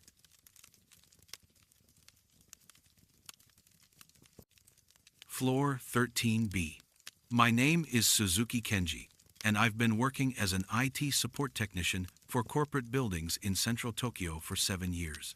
What I'm about to tell you happened at the Matsumoto Financial Tower in Marunouchi, during what should have been a routine service call in November of 2023. It was the kind of assignment that makes you question everything you thought you knew about the buildings you service every day. The call came in on a Tuesday morning around 9 a.m. The dispatch system showed a work order for network connectivity issues. Floor 13B, Matsumoto Financial Tower. I'd serviced that building dozens of times over the years, handling everything from printer malfunctions to server crashes for the various financial firms housed there. It was a standard 30-story office building, the kind of glass and steel monument to corporate efficiency that dominates Tokyo's business districts. But I'd never heard of Floor 13B before. Most Japanese buildings skip the 13th floor entirely due to superstitions about the number, jumping directly from 12 to 14. Even in buildings that do include a 13th floor, they're typically labeled as 12 ampere or given some other designation to avoid the unlucky association. A, Floor 13. B suggested not only that this building had a 13th floor, but that it was divided into multiple sections. When I called the building management office to confirm the location, the receptionist seemed confused. She put me on hold for several minutes, then returned to say that yes, there was a service request for Floor 13B, and I should take the freight elevator to access it. She provided me with a special access code and told me to use the service entrance rather than the main lobby. The Matsumoto Financial Tower had always felt slightly oppressive to me, even during routine visits. The lighting was too harsh, the air conditioning ran too cold, and there was an underlying tension among the employees that suggested chronic stress and overwork. But I'd attributed these feelings to the general atmosphere of high-pressure financial work, rather than anything supernatural. Using the service entrance, I made my way to the freight elevator with my equipment cart. The elevator panel showed buttons for floors 1 through 12, then 14 through 30. There was no button for any 13th floor, let alone 13B. But when I entered the access code the receptionist had provided, a hidden panel slid open to reveal additional buttons, 13 ampere and 13B. The elevator rose smoothly, but there was something unsettling about the journey. Between floors 12 and 14, the elevator seemed to travel much farther than a single floor should require. The mechanical sounds were different too, a deeper hum, as if the elevator was working harder to reach this particular destination. When the doors opened on floor 13B, I immediately noticed the lighting was dimmer than in the rest of the building. The fluorescent fixtures seemed older, flickering intermittently and casting strange shadows along the hallway. The air was stale and oppressive, carrying a musty smell like old paper and electrical equipment that had been running too long without maintenance. The floor layout was identical to the others in the building: a central corridor with offices on both sides, conference rooms at the corners, and a reception area near the elevators. But there was something fundamentally wrong with the atmosphere. Despite being called to fix network issues, I could hear the constant clicking of keyboards and the low hum of computers running at full capacity. For a floor experiencing connectivity problems, there seemed to be an unusual amount of active work going on. As I walked down the hallway, I noticed that every office was occupied. Employees sat hunched over their computers, typing with intense concentration. They wore business suits that seemed somehow faded and dated, as if they'd been wearing the same clothes for months without changing. Their faces were gaunt and pale, with dark circles under their eyes that spoke of chronic exhaustion. What disturbed me most was their absolute focus. None of them looked up as I passed their offices, even when my equipment cart squeaked loudly on the worn carpet. They seemed completely absorbed in their work, as if nothing else in the world mattered except the documents on their screens. I found the network server room at the end of the corridor, accessed by a keycard reader that accepted my standard technician credentials. Inside, I discovered equipment that was both more advanced and more outdated than anything I'd encountered in other buildings. The servers were running at maximum capacity, generating enormous amounts of heat despite industrial-grade cooling systems. Status lights blinked frantically across dozens of machines, suggesting intensive data processing that never paused. But when I ran diagnostic tests, I found that the network was functioning perfectly. Connection speeds were excellent, all systems were operational, and there were no hardware malfunctions. According to every technical measurement I could perform, Floor 13B had no IT problems whatsoever. Confused by this contradiction, I decided to speak with some of the employees to understand what issues they were experiencing. I approached the first office, where a middle-aged man in a rumpled gray suit was typing furiously at his keyboard. His fingers moved with mechanical precision, and his eyes never left the screen. "Excuse me," I said. "I'm here about the network problems. What kind of connectivity issues have you been experiencing?" He didn't respond or even acknowledge my presence. I moved closer and noticed that his screen displayed what appeared to be a complex financial analysis, filled with spreadsheets and projection charts. The timestamp showed he'd been working on the document for over 18 hours straight. "Sir?" I tried again, touching his shoulder gently. This time he looked up, and I saw eyes that seemed both exhausted and desperate. His skin had an unhealthy pallor, and his hands trembled slightly from what looked like caffeine withdrawal or chronic fatigue. "The deadline is tomorrow morning," he said in a voice that was barely above a whisper. "I can't stop working. The projection models aren't complete, and if we don't deliver this analysis, the client will terminate our contract." "What client?" I asked. "What company do you work for?" He looked at me with confusion, as if the question didn't make sense. "We work for the company. We've always worked for the company. The deadline is tomorrow morning." Then he turned back to his screen and resumed typing with the same mechanical intensity. I moved to the next office, where a young woman was surrounded by stacks of printed documents. She was cross-referencing numbers between multiple computer screens, making notes with a pen that had long since run out of ink. When I spoke to her, she gave me the same response about deadlines and client deliverables, the same confusion about which specific company she worked for. As I continued through the floor, I began to understand the horrifying truth. Every employee gave me similar answers about urgent deadlines and critical projects that had to be completed by morning. But when I looked at their computer screens, I saw that many of them were working on the same documents, duplicating each other's efforts endlessly.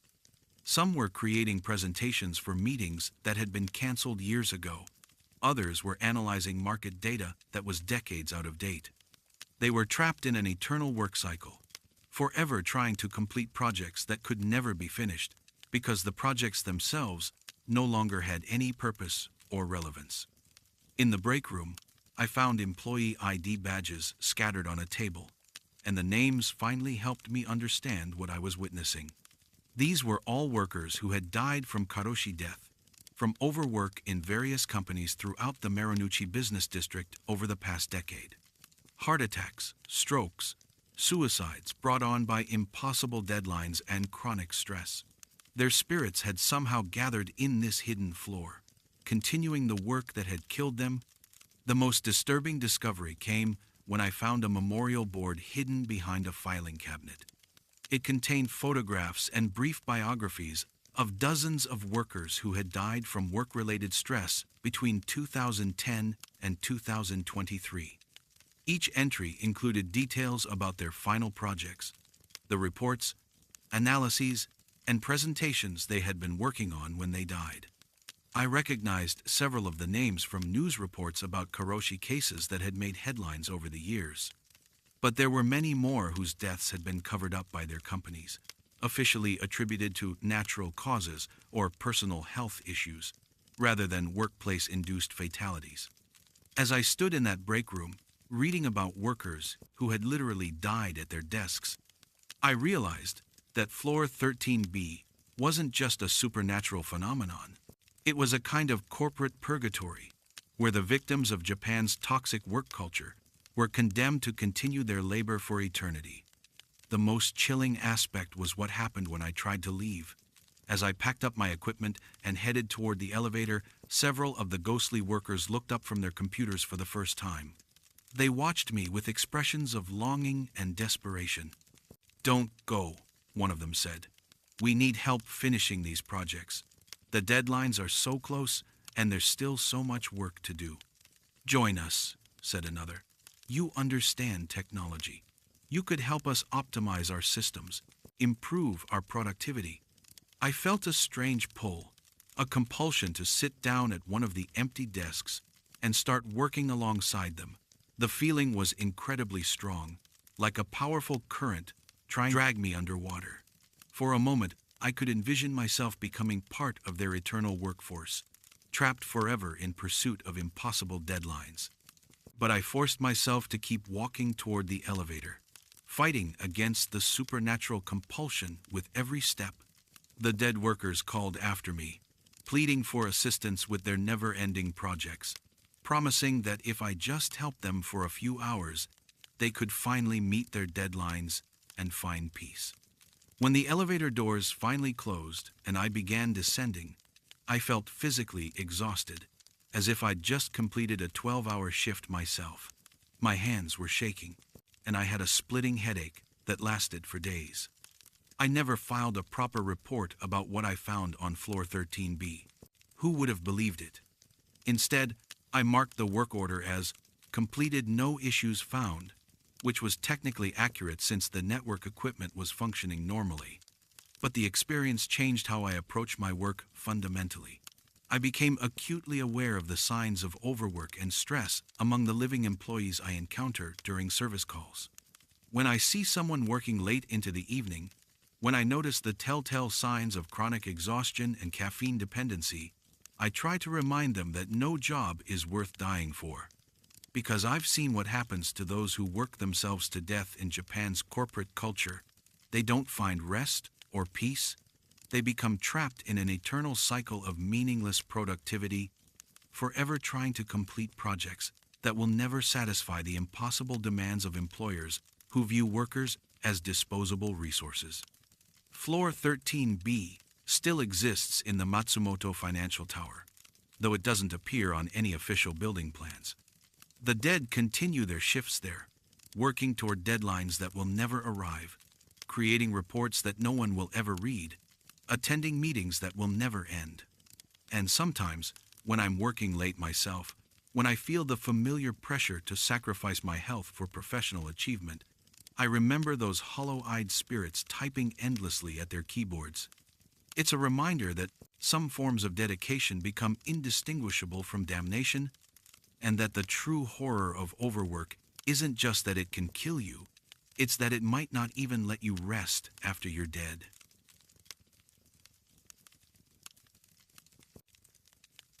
The Mentor's Desk. My name is Nakamura Ayako, and I graduated from Waseda University in March of 2024 with a business administration degree. What I'm about to tell you happened during my first 3 months at Kansai Insurance Company, where I started as a management trainee in their claims processing department.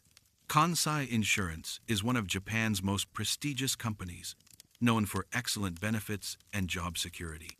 Out of nearly 3,000 applicants for their management trainee program, only 12 were selected. I felt incredibly fortunate, especially since my family had sacrificed significantly to support my university education.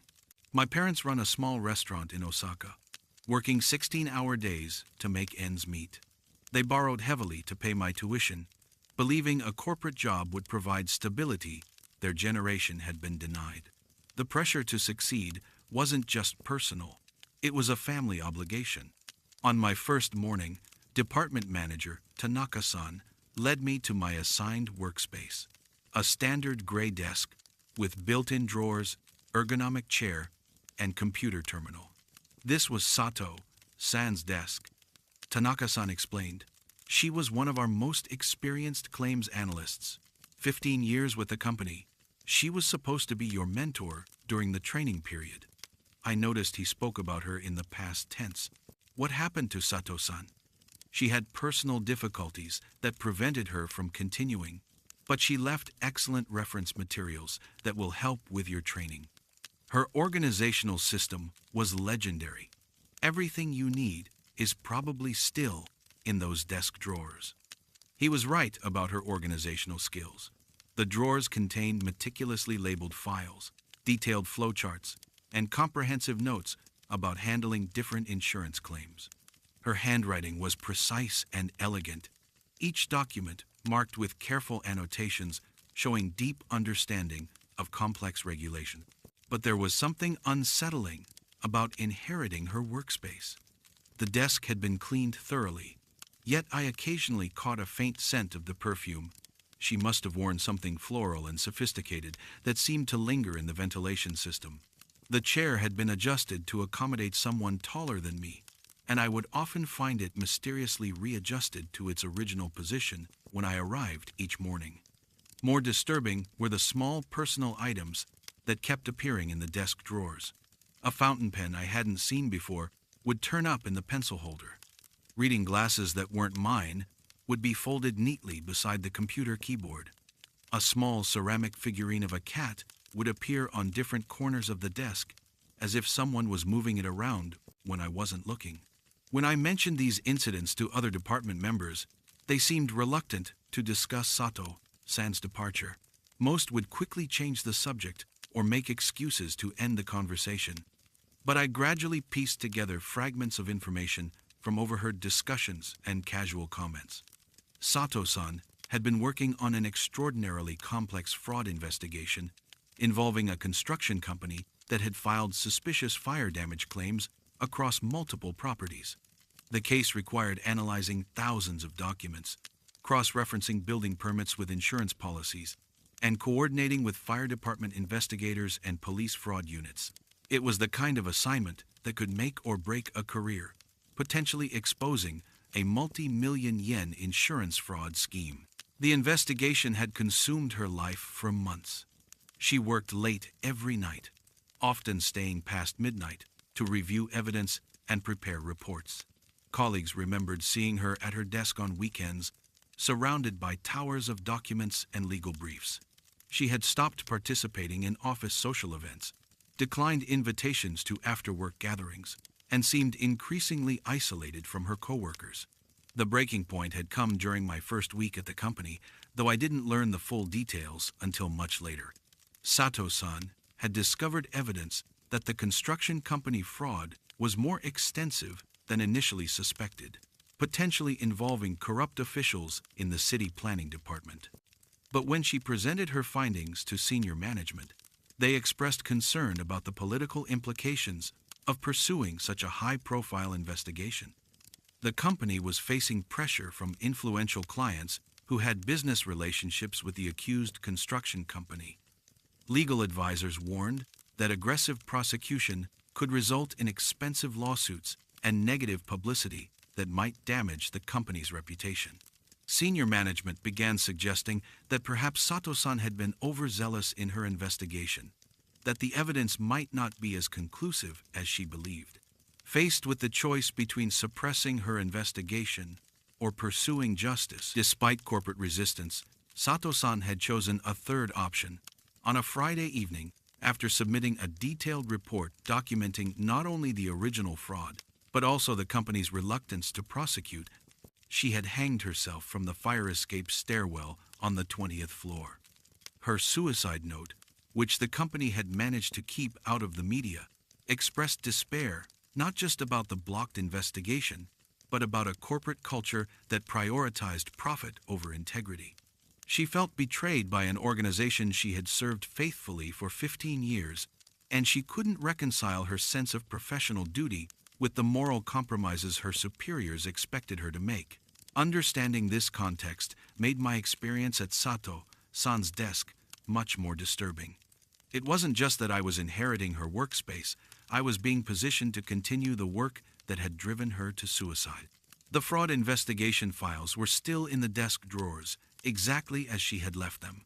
Her computer password had been changed, but her research notes provided a roadmap to evidence that remained valid and compelling.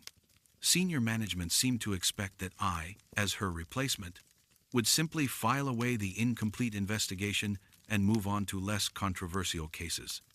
But Sato-san had other plans. It started with subtle guidance during my work.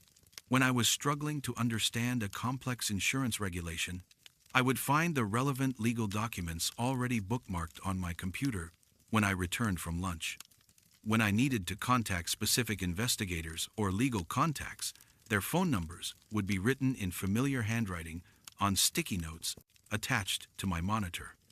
At first, I assumed these were resources that Sato-san had prepared before her death, perhaps anticipating that someone would need to continue her work. But the assistance became more active and immediate. When I was analyzing claim documents, I would sometimes feel a presence behind me, as if someone was reading over my shoulder and guiding my attention to crucial details I might have missed. The phenomenon escalated during evening work sessions. As the office emptied and I remained at my desk reviewing case files, I would occasionally hear the soft sound of typing from nearby workstations. When I looked up, the other desks appeared empty, but the typing sounds would continue for several minutes before stopping abruptly. Sometimes I would find additional documents on my desk that I hadn't requested from the filing department: witness statements, financial records, regulatory correspondence, that provided exactly the evidence I needed to advance my understanding of the fraud case. These documents were always organized in Sato-san's distinctive filing system, labeled with her precise handwriting. The most unsettling incidents occurred during late-night research sessions when the building was nearly empty. I would be working alone on the 15th floor, absorbed in analyzing complex financial data, when I would gradually become aware that someone was sitting at the desk beside mine. When I looked directly at the neighboring workstation, it would appear unoccupied, but in my peripheral vision, I could see the outline of a woman in business attire, working diligently on her own computer. During these encounters, my work seemed to become more focused and efficient. Complex problems that had puzzled me for hours would suddenly become clear. I would discover connections between seemingly unrelated pieces of evidence, uncover patterns in financial data that revealed the true scope of the fraud scheme. It was as if Sato-san's expertise and experience were flowing through me, enhancing my analytical abilities beyond what I should have been capable of as a new graduate. But this supernatural mentorship came with a terrible cost. The more time I spent working on the fraud investigation, the more drained I felt physically and emotionally. I began having difficulty sleeping, lying awake at night thinking about insurance regulations and legal precedents. Food lost its appeal, and I survived mostly on coffee and convenience store sandwiches eaten at my desk. Most alarmingly, I found myself unable to leave the office at reasonable hours. Even when I told myself I would go home by 7 p.m., I would become absorbed in my work and suddenly realize it was past midnight. On weekends, I felt compelled to come into the office, driven by an urgent sense that the investigation couldn't wait. My parents began expressing concern about my appearance when I visited them in Osaka. I had lost weight, developed dark circles under my eyes, and seemed unable to talk about anything except work. When they suggested I take a vacation or at least slow down my work pace, I found myself becoming defensive and irritated, insisting that they didn't understand the importance of what I was doing. I was following the same destructive pattern that had led Sato-san to suicide, but I felt powerless to change course. The investigation had become an obsession, consuming every aspect of my life. I was being guided by a mentor whose dedication to her work had literally killed her, and she was determined to create a successor who would share her fate. The climax came during a weekend in June, when I was alone in the office, working on what I believed would be the final report that would expose the full scope of the construction company fraud. I had been at my desk for nearly 12 hours, sustained only by caffeine and the supernatural energy that seemed to flow through Sato-san's presence. Around 10 p.m., I became aware that she was sitting beside me more clearly than ever before. When I turned to look at her directly, instead of the usual peripheral glimpse, I could see her fully.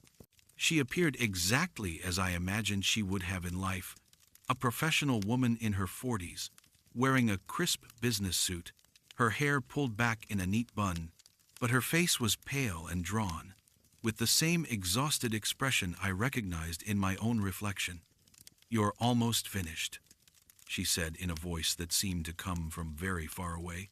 "Just a few more hours and the report will be complete. Then we can submit it together and justice will finally be served." I realized then what she intended. Sato-san hadn't just been guiding my investigation, she had been preparing me to join her.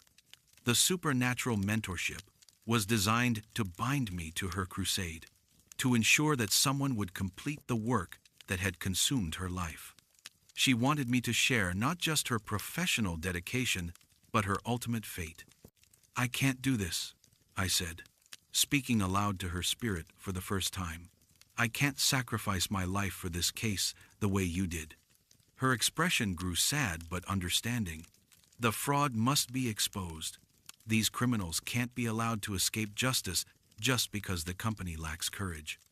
"Then we'll find another way," I replied, "a way that doesn't require destroying ourselves in the process."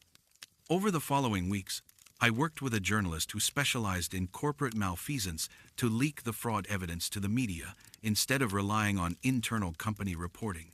The story broke in several major newspapers, forcing regulatory agencies to launch independent investigations that the company couldn't suppress. The construction company executives were eventually prosecuted, and several corrupt officials were removed from their positions. But I also transferred to a different department within Kansai Insurance, leaving behind Sato-san's desk and the supernatural mentorship that had nearly consumed me. My new supervisor was understanding about my request for more reasonable work hours and better work-life balance. Sato-san's spirit never appeared to me again. After I moved to the new department, I think she understood that I had found a way to honor her work without sacrificing my life to it. The investigation she died pursuing had finally achieved its goal, even if not through the official channels she had originally envisioned. I still work for Kansai Insurance, but I've learned to recognize the warning signs of the toxic dedication that can transform professional commitment into a death sentence. I try to mentor younger employees about maintaining boundaries, about the importance of preserving their humanity even while pursuing professional excellence. Some forms of guidance are meant to help us grow and succeed, but others are designed to trap us in cycles of destruction that consume one generation after another. The most important skill I learned from my supernatural mentor was knowing when to accept her wisdom and when to reject the path she had chosen for herself. San's desk remains in the claims processing department, assigned to new employees who need workspace and storage for their case files. But I sometimes wonder if her spirit still provides guidance to those who work there late into the night, and whether they're strong enough to benefit from her experience without repeating her tragic mistakes.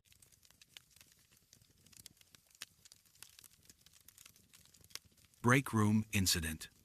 My name is Kobayashi Jun, and I've been working as an accounting clerk at Yamamoto Manufacturing for 5 years. What I'm about to tell you started in the spring of 2024, after a tragic incident that our company tried desperately to cover up. It began in our employee break room, a place that should have been a refuge from workplace stress, but became something far more sinister. I should explain the culture at Yamamoto Manufacturing first. We're a mid-sized company that produces precision components for automotive manufacturers, employing about 200 people across 3 shifts. The work is demanding, with tight deadlines and strict quality control standards that leave little room for error. Management has always emphasized productivity above all else, creating an atmosphere where taking breaks is viewed as laziness and leaving on time suggests insufficient dedication to the company. Most employees eat lunch at their desks while continuing to work, grabbing convenience store sandwiches or rice balls that can be consumed quickly between tasks.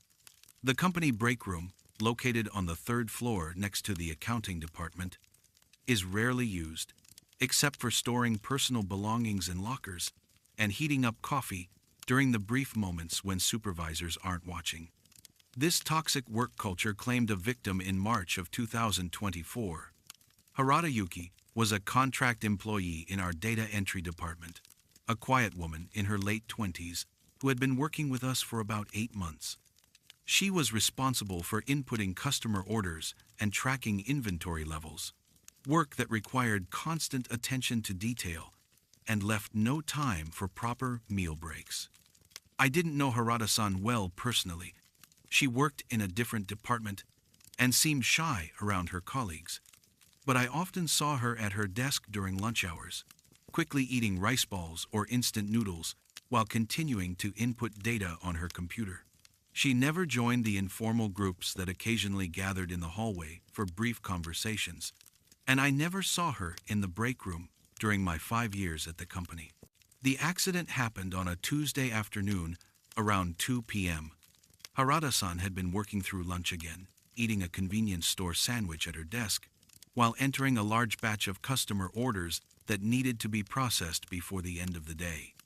According to her supervisor, she had been working without a break for nearly 6 hours, surviving on coffee and whatever food she could consume while typing. She began choking on a piece of the sandwich but was too embarrassed to call for help immediately. By the time her colleagues realized what was happening and tried to assist her, it was too late. The paramedics couldn't save her. She died from asphyxiation, alone at her desk, clutching a half-eaten convenience store sandwich. The company handled the incident with typical corporate efficiency. Harada-san's desk was cleaned out within hours, her contract terminated posthumously, and her family received a modest settlement in exchange for agreeing not to discuss the circumstances of her death publicly. Management sent an email reminder about proper eating habits and workplace safety, but there was no acknowledgement that the toxic work culture had contributed to the tragedy. But Harada-san's death had consequences that the company couldn't simply manage away with paperwork and legal settlements. It started about 2 weeks after her funeral, when I began using the break room more regularly during lunch hours. I had decided that Harada-san's death was a wake-up call about the importance of taking proper breaks, even if it meant facing disapproval from supervisors who expected constant productivity. The first sign something was wrong came when I noticed food disappearing from the break room refrigerator. Employees would bring lunch boxes or store drinks for later consumption, only to find their items missing when they returned. At first, We assumed it was simple theft, someone desperate enough to steal colleagues' lunches. But the missing food was never completely gone. Instead, it would be partially consumed and left in strange locations around the break room. I would find half-eaten rice balls behind the microwave, partially consumed sandwiches stuffed into coffee cups, or bite marks in fruit that had been carefully returned to the refrigerator. It was as if someone was sampling everyone's food, but never finishing anything completely. The break room also developed an oppressive atmosphere that made eating there increasingly uncomfortable. The temperature seemed wrong, too cold, even when the heating was working properly, with drafts that couldn't be explained by the building's ventilation system. There was a persistent smell of convenience store food, the same processed odors that cling to prepackaged sandwiches and instant noodles. But the most disturbing aspect was the feeling of being watched while eating. I would sit at one of the small tables with my lunch and gradually become aware that someone was observing me from across the room. When I looked up, I would see nothing unusual, but the sensation persisted. It felt like hungry eyes tracking every bite I took, envying each moment of rest I allowed myself. The first direct encounter happened during a quiet Thursday afternoon when I was alone in the break room, eating a homemade bento that my wife had prepared. I was taking my time, actually tasting the food instead of wolfing it down while working, when I noticed someone sitting at the table across from me. It was Harada-san, wearing the same faded blue cardigan she had favored during her time with the company. She appeared exactly as I remembered her in life, except for her expression. Instead of the timid, anxious look she had worn around the office, her face showed desperate hunger, not just for food, but for something deeper and more essential. She was eating something, though I couldn't quite make out what it was. Her movements were mechanical and repetitive, like someone going through the motions of consuming a meal without actually experiencing satisfaction. She would take a bite, chew slowly, swallow, then immediately reach for another bite, as if locked in an endless cycle of consumption that never provided relief. "Harada-san?" I said, uncertain whether I was experiencing a hallucination or genuinely witnessing something supernatural. She looked up at me, and I saw recognition in her eyes, but instead of speaking, she reached across the table toward my bento box. I felt a strange chill as her hand passed near my food, as if she was drawing warmth and energy from the meal I was trying to enjoy. Suddenly, my lunch lost all taste and appeal. The rice seemed dry and flavorless, the vegetables bitter and unappetizing. I felt my appetite disappear completely, replaced by a gnawing emptiness that wasn't physical hunger but something more like spiritual depletion. "I'm sorry," Harada-san said in a voice that seemed to come from far away. "I'm so hungry, but I can never seem to eat enough. Every time I try to take a proper break, to sit down and enjoy a meal, someone reminds me about deadlines and productivity targets." I realized what I was witnessing. Harada-san's spirit was trapped in the same work-obsessed mindset that had killed her, unable to truly rest or nourish herself even in death. She was eternally hungry not just for food, but for the simple human pleasure of eating without guilt or pressure, something she had never been allowed to experience during her employment with our company. Over the following weeks, I learned that I wasn't the only employee experiencing these supernatural encounters. Others who used the break room reported similar incidents, food losing its taste, feeling watched while eating, and occasionally glimpsing a pale woman who seemed to be sharing their meals without invitation. But the most disturbing aspect was how Harada-san's presence affected our behavior. Employees who had been making an effort to take proper lunch breaks began eating at their desks again, claiming they felt uncomfortable in the break room. The few people who continued using the space found themselves rushing through meals, unable to relax or enjoy their food properly. It was as if Harada-san's spirit was unconsciously recreating the toxic work environment that had killed her, ensuring that even in death, she wouldn't be alone in her inability to take proper breaks. She was turning the break room into a place where eating became another source of stress, rather than a respite from workplace pressure. I tried to help her by bringing extra food and leaving it in the break room, hoping that having enough to eat might give her spirit some peace. But the food would be partially consumed and abandoned, as if she was physically incapable of experiencing satisfaction no matter how much was available. The situation escalated when newer employees who didn't know about Harada-san's death began reporting feeling ill after using the break room. They would eat normal meals but feel drained and weakened afterward, as if something was sapping their energy along with their food. Some developed eating disorders, becoming afraid to consume meals anywhere in the building for fear of the strange exhaustion that followed. I realized that Harada-san wasn't just manifesting in the break room, she was feeding on the life energy of living employees, trying to satisfy a hunger that couldn't be filled with physical food. Her death had been caused by the company's toxic culture, and now her spirit was perpetuating that toxicity, making it impossible for others to find nourishment and rest. The solution came from an unexpected source.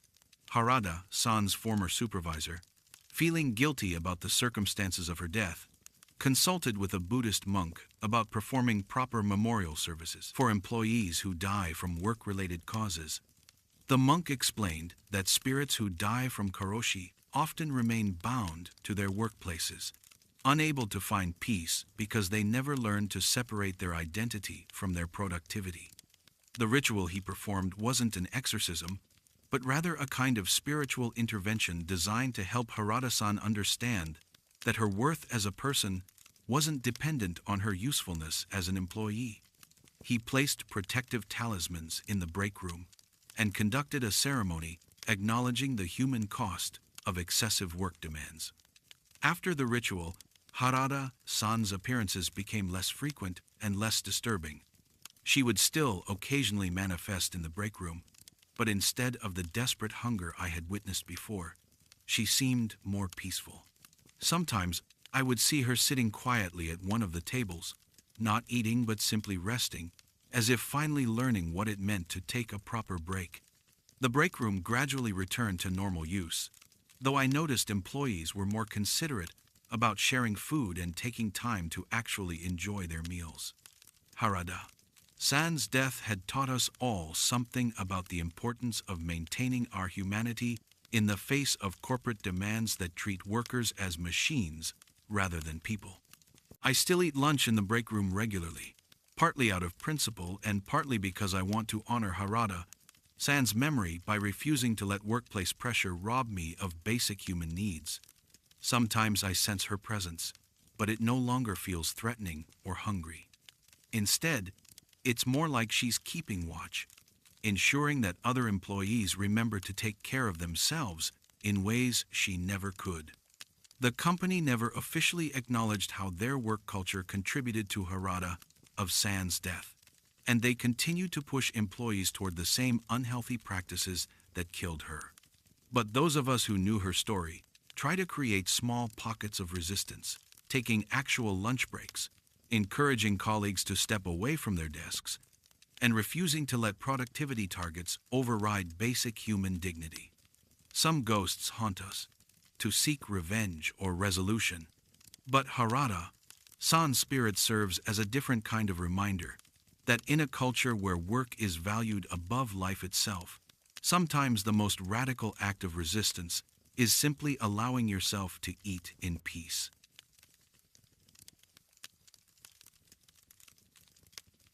The Archive Room.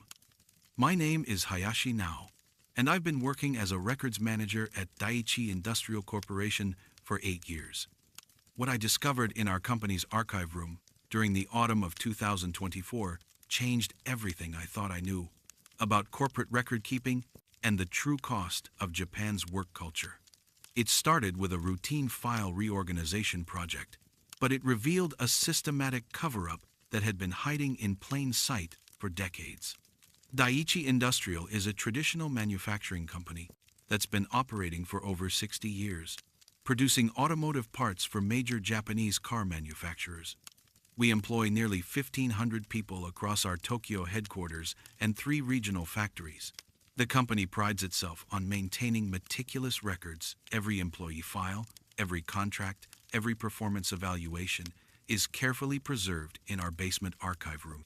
As the senior records manager, I'm responsible for organizing and digitizing these historical documents. It's solitary work that requires attention to detail and patience with outdated filing systems. Most of my colleagues find it boring, but I've always enjoyed the detective work involved in piecing together the company's history through personnel records and administrative documents. The project that changed everything began when our CEO announced plans to celebrate Daiichi Industrial's upcoming 65th anniversary with a comprehensive company history book. I was tasked with researching employee records from the 1960s through the present, looking for stories about long-serving employees, significant achievements, and examples of corporate culture that could be featured in the publication. The archive room itself is located in the building's sub-basement, accessible only through a freight elevator that requires special key card access. It's a windowless space with concrete walls, lined floor to ceiling with gray metal filing cabinets containing thousands of employee records dating back to the company's founding. The fluorescent lighting is harsh and uneven, casting strange shadows between the towering file cabinets that create a maze-like environment. I had always found the room slightly oppressive, but I attributed this feeling to the lack of natural light and the musty smell of old paper. The air circulation was poor, and spending long hours there often left me feeling drained and slightly nauseous. But I needed this job, and the archive work paid better than most administrative positions available to women with my educational background. During my research for the anniversary book, I began noticing inconsistencies in the personnel files from the 1980s and 1990s. Many employee records ended with resignation letters, but the dates and circumstances seemed suspicious. Dozens of workers had apparently decided to leave the company during the same time periods, often during particularly busy production seasons when voluntary departures would be most disruptive to operations. What made these resignations more puzzling was their similarity. The letters all used nearly identical language about pursuing other opportunities or addressing personal health concerns. For employees who had worked at the company for decades, building careers and establishing relationships with colleagues, the resignation seemed unusually brief and impersonal. My suspicions deepened when I found misfiled documents that told a different story. Mixed in with resignation letters, I discovered death certificates, medical examiner reports, and correspondence with families about funeral arrangements and survivor benefits. These documents revealed that many employees who had supposedly resigned had actually died from stress-related illnesses, heart attacks, strokes, and suicides brought on by chronic overwork and workplace pressure. The pattern became clear as I cross-referenced names and dates. The company had been systematically falsifying personnel records, recording deaths as voluntary resignations to avoid legal liability and maintain the appearance of low employee turnover. Families of deceased workers had apparently been pressured to sign agreements that prevented them from discussing the true circumstances of their relatives' deaths. But the most disturbing discovery came when I found a locked filing cabinet in the deepest corner of the archive room. Using a master key that I probably shouldn't have had access to, I opened drawers filled with what could only be described as a corporate body count. There were detailed records of worker deaths going back 40 years, complete with cause of death, family contact information, and notes about settlement negotiations. The documents revealed that Daiichi Industrial had been aware for decades that their work culture was literally killing employees. Internal memos discussed acceptable attrition rates and cost-benefit analyses that weighed worker safety against production targets. There were recommendations for providing better working conditions, but these suggestions were consistently overruled by executives who prioritized short-term profits over employee welfare.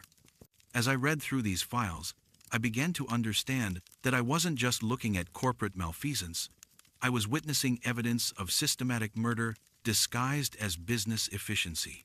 Hundreds of workers had died from preventable stress-related illnesses, while the company covered up their deaths and continued the practices that had killed them. That's when I realized I wasn't alone in the archive room. It started with small disturbances that I initially attributed to the building's ventilation system or settling foundation. File drawers would be found open when I was certain I had closed them. Documents would be scattered on tables where I had left them neatly organized. The fluorescent lights would flicker in patterns that seemed almost deliberate, as if someone was trying to communicate through the electrical system. But the phenomena escalated quickly.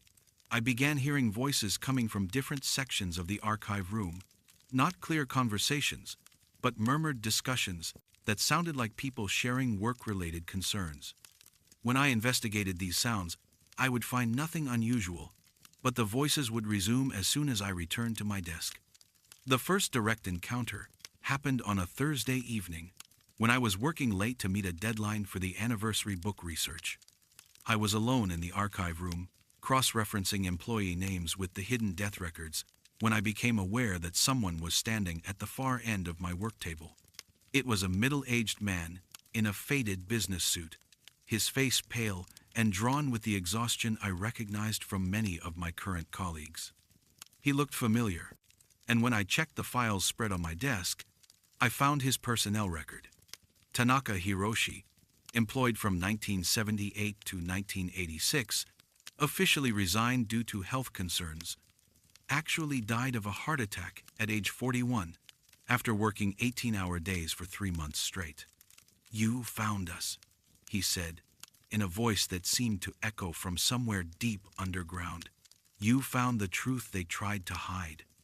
As my eyes adjusted to the strange lighting, I began to see others, dozens of figures standing between the filing cabinets, all wearing the business attire of different decades. They appeared solid but somehow translucent, like photographs that had been exposed to too much light. All of them shared the same expression of exhaustion mixed with determination. "We've been waiting for someone to discover what they did to us," said a woman in a 1990s-era business suit. I recognized her from the files as Suzuki Keiko, a factory supervisor who had supposedly resigned in 1994, but had actually committed suicide after being forced to implement layoffs that eliminated her closest colleagues. More spirits appeared as I continued to look around the room. They represented 40 years of corporate casualties, workers whose deaths had been systematically covered up to protect the company's reputation and legal exposure. Some had died from heart attacks brought on by chronic stress. Others had suffered strokes after working impossible overtime schedules. Many had committed suicide when the pressure of their jobs became unbearable. "Why are you showing yourselves to me?" I asked. "Because you're the first person to see the whole truth," Tanaka-san replied. "The first person to understand that we didn't choose to leave this company. We were murdered by it. One shift at a time, one deadline at a time, one impossible demand at a time." The spirits began sharing their stories, each one describing the working conditions that had led to their deaths.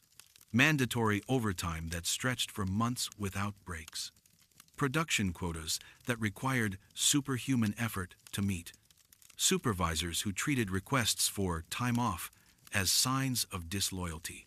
A corporate culture that measured human worth solely by productivity metrics. But they also revealed something more sinister. The company's executives had known for decades that their practices were killing workers. Internal studies had documented the correlation between workplace demands and employee deaths, but this information had been suppressed to avoid legal liability and regulatory intervention. "They have blood on their hands," said Suzuki-san, "and they've spent 40 years covering it up, denying our families justice, pretending we chose to leave when they forced us into our graves." As the evening progressed, more spirits materialized. The archive room became crowded with the ghosts of workers who had died from karoshi and related stress illnesses, all of them demanding that someone finally tell the truth about what Daiichi Industrial had done to them. But I also realized that I couldn't simply leave the room and return to my normal work. The spirits weren't going to let me walk away with this knowledge and do nothing about it.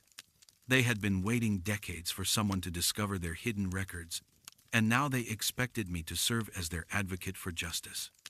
Every time I tried to head toward the exit, I would find the filing cabinets had somehow rearranged themselves, creating dead ends and blocking my path. The elevator wouldn't respond to my calls. The lights would dim until I could barely see, then brighten again only when I returned to examining the death records. I was trapped in the archive room with the spirits of workers whose deaths I had uncovered, and they weren't going to release me until I promised to expose what the company had done to them. You have to tell their stories, Tanaka-san insisted. You have to make sure people understand that we didn't disappear by choice. We were sacrificed for quarterly profit reports and executive bonuses.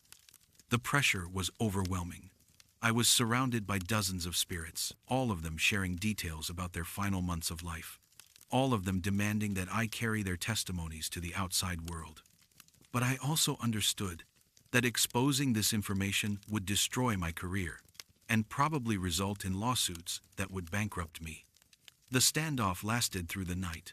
I couldn't leave the archive room, but I also couldn't bring myself to commit to the dangerous course of action the spirits were demanding. As dawn approached, I finally reached a compromise with them. I couldn't promise to publish their stories immediately. The legal and financial risks were too great. But I could promise to preserve their testimonies, to maintain the hidden records they had led me to discover, and to find ways to honor their memory that wouldn't require destroying my own life. The spirits seemed to understand my limitations. They allowed me to leave the archive room, but only after I had committed to serving as the unofficial keeper of their stories. I would continue my research into the company's hidden history, document the true circumstances of their deaths, and look for opportunities to gradually expose the truth about Daiichi Industrial's deadly work culture. Today, I still work as the records manager, but my job has taken on a different meaning. I'm no longer just organizing corporate files. I'm serving as a witness to decades of workplace violence that was disguised as normal business operations. The spirits of dead workers continue to guide my research, leading me to evidence of cover-ups and pointing me toward families who deserve to know the truth about how their relatives died. I can't expose everything at once without risking legal retaliation that would silence me permanently.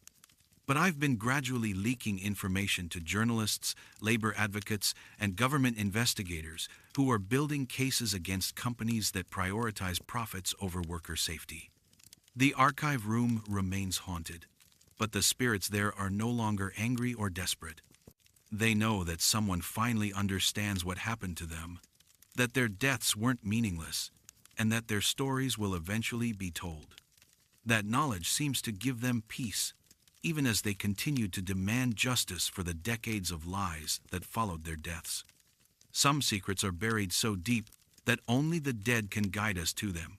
But once those secrets are uncovered, we have a responsibility to the victims to ensure that their suffering wasn't in vain.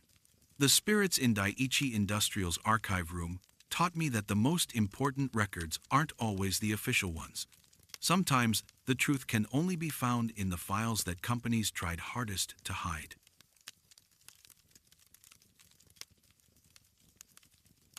Night Audit. My name is Watanabe Takeshi, and I've been working as an internal auditor for Mizuno Financial Group for 6 years. What I'm about to tell you happened during an overnight audit in December of 2024, when I discovered that some investigations are dangerous enough to continue even after death. It began as a routine compliance check, but it revealed the truth about my predecessor's mysterious accident and the lengths our company will go to protect its secrets. Mizuno Financial Group is one of Japan's oldest investment firms, managing portfolios for wealthy individuals and corporate clients across Asia. We occupy a prestigious building in Marunouchi, 30 floors of mahogany-paneled offices and conference rooms that project an image of stability and conservative financial management. As an internal auditor, my job is to review transactions, verify compliance with regulations, and ensure that client funds are being handled according to company policies. The overnight audit was scheduled during the year-end closing period, when trading volume is high, and most staff work extended hours to meet regulatory deadlines. Senior management had requested a comprehensive review of our international trading operations, specifically focusing on transactions with offshore investment vehicles that had generated unusually high returns over the past fiscal year. I should explain about my predecessor, Morimoto-san, who had held the senior internal auditor position for 12 years before his death 8 months earlier. He was known throughout the company as a meticulous investigator who took pride in uncovering discrepancies that other auditors might overlook. His reports were exhaustively detailed, and his recommendations were always conservative, prioritizing regulatory compliance over short-term profit opportunities. Morimoto-san's death had been officially ruled an accident. According to the security report, he had been working late in the office when he fell down the emergency stairwell, apparently suffering a heart attack that caused him to lose his footing. The stairwell door on the 23rd floor had been found propped open, and investigators concluded that he had been taking a break from his work when the accident occurred. But there were aspects of his death that didn't make sense to those of us who knew his work habits. Morimoto-san never took breaks during intensive audits. He would work straight through the night, sustained by coffee and a sense of professional duty that bordered on obsession.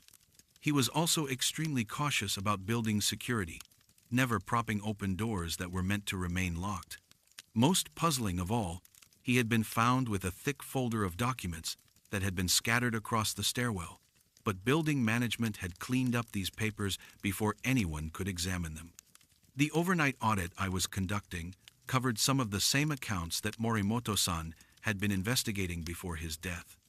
Our international trading division had been generating remarkable profits through investments in Caribbean offshore funds, returns that seemed almost too good to be true in the current market environment.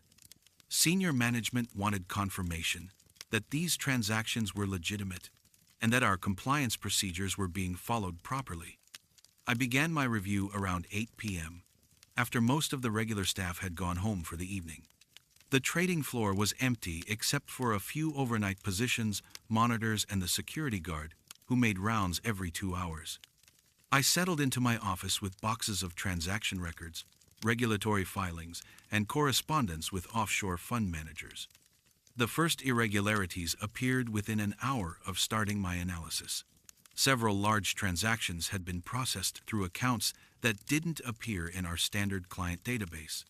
The offshore funds were claiming to invest in legitimate securities, but when I cross-referenced their holdings with market data, many of the companies they claimed to own shares in either didn't exist or were shell corporations with no actual business operations. By midnight, I had uncovered what appeared to be a sophisticated money laundering scheme. Client funds were being transferred to fake offshore investment vehicles, then returned to different accounts with fabricated profit statements that made the transactions look like successful trades. The profits were actually client principal being moved between accounts, while the real money was being diverted to numbered accounts in jurisdictions with strict banking secrecy laws. The scheme was brilliant in its complexity and terrifying in its scope. Millions of yen in client funds had been stolen over several years, with the theft concealed by elaborate fake documentation that would satisfy most regulatory reviews. Only someone with Morimoto-san's investigative skills and my access to international transaction databases would be able to piece together the full picture of the fraud. That's when I realized I wasn't alone in the office. It started with the sound of papers being shuffled in the cubicle area outside my office. I assumed it was one of the overnight staff organizing reports for the next day, but when I looked through my office window, the trading floor appeared empty. The sounds continued for several minutes, the rustling of documents, the scratching of pen on paper, the occasional sigh of someone working through a difficult problem. I returned to my audit, but the sounds grew more distinct. I could hear someone walking between the cubicles, opening file drawers, and occasionally muttering in frustration. The voice was familiar, though I couldn't immediately place it.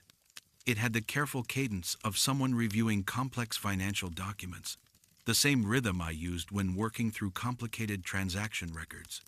Around 2 a.m., I decided to investigate. I left my office and walked onto the trading floor, expecting to find one of the overnight position monitors or perhaps a janitor organizing paperwork. Instead, I found Morimoto-san sitting at his old desk, hunched over a pile of documents identical to the ones I had been reviewing. He looked exactly as I remembered him in life, a thin man in his 50s, wearing the same conservative navy suit he had favored, his reading glasses perched on his nose as he made careful notations on financial statements. But there was something unsettling about his appearance, a translucent quality that made him seem like a projection rather than a solid person. "Watanabe-san," he said without looking up from his work, "I was wondering when you would get to this investigation. I've been trying to finish it for months, but I keep getting interrupted." I stood frozen, uncertain whether I was experiencing a stress-induced hallucination or witnessing something genuinely supernatural. But Morimoto-san's presence felt completely real, and the documents he was reviewing appeared to be physical papers rather than ghostly projections. "Morimoto-san, what are you doing here? You died 8 months ago." He looked up at me with sad, tired eyes. Death is no excuse for leaving important work unfinished.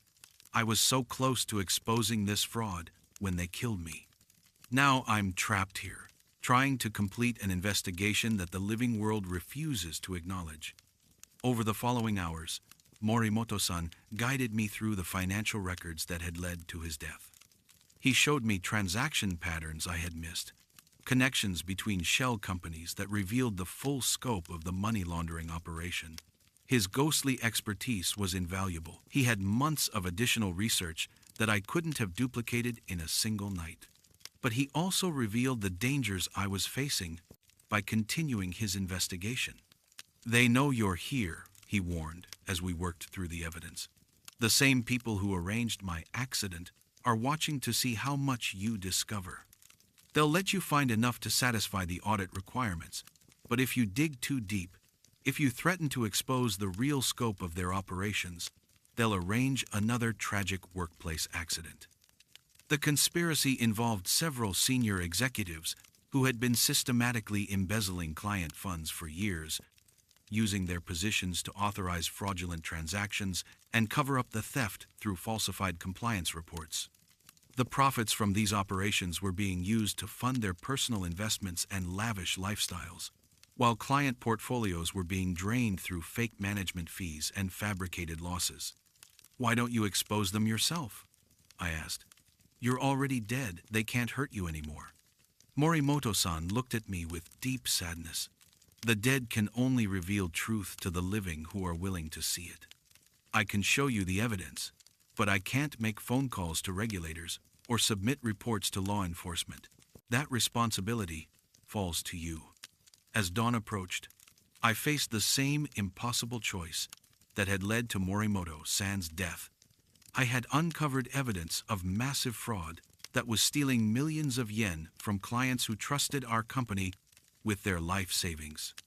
But exposing this fraud would destroy careers, trigger criminal investigations, and potentially bankrupt the company that employed hundreds of innocent workers. The executives involved in the scheme had already demonstrated their willingness to commit murder to protect their secret. If I submitted a report exposing the full scope of their operations, I would almost certainly face the same fate as Morimoto-san, another accidental death that would be quickly covered up and forgotten. But I also couldn't ignore what I had discovered. Clients were being robbed, investors were being defrauded, and the company's reputation for integrity was built on a foundation of systematic theft. "What would you do?" I asked. Morimoto-san as I prepared to make my decision. "I would do what I did," he replied. "I would try to expose the truth, even knowing it might cost me my life. Some responsibilities transcend personal safety. Instead of submitting a complete report that would expose the full fraud, I chose a middle path that honored Morimoto-san's sacrifice while protecting my own safety. I documented everything I had discovered, but submitted only a partial report that identified some irregularities without revealing the full scope of the money laundering operation. I also made copies of all the evidence and arranged for it to be delivered to financial journalists and regulatory investigators through anonymous channels. If something happened to me, the truth would still come out, but the delayed revelation would give me time to take protective measures. The strategy worked. My official audit report satisfied senior management's requirements, while the anonymous leaks triggered independent investigations that eventually exposed the fraud without implicating me as the source. Several executives were arrested, client funds were recovered, and the company implemented new compliance procedures that made similar schemes impossible. Morimoto-san's spirit disappeared after the arrests were made, apparently satisfied that his investigation had finally achieved its goal. I never saw him again, but I occasionally sense his presence during particularly complex audits, as if he's still guiding my work from beyond the grave. I continue working as an internal auditor, but I've learned to recognize the warning signs of investigations that might be dangerous to pursue too aggressively. Some corporate secrets are protected by people who view murder as an acceptable cost of doing business, and exposing those secrets requires careful planning and protection that goes beyond normal professional precautions. The overnight audit taught me that some forms of professional duty transcend death itself, but it also showed me the importance of finding ways to serve justice that don't require martyrdom. Morimoto-san's ghost was a reminder that the truth will eventually surface, but the living have a responsibility to ensure they survive long enough to help that truth reach the right people. Some investigations are worth dying for, but they're worth even more when you can complete them and live to see justice served.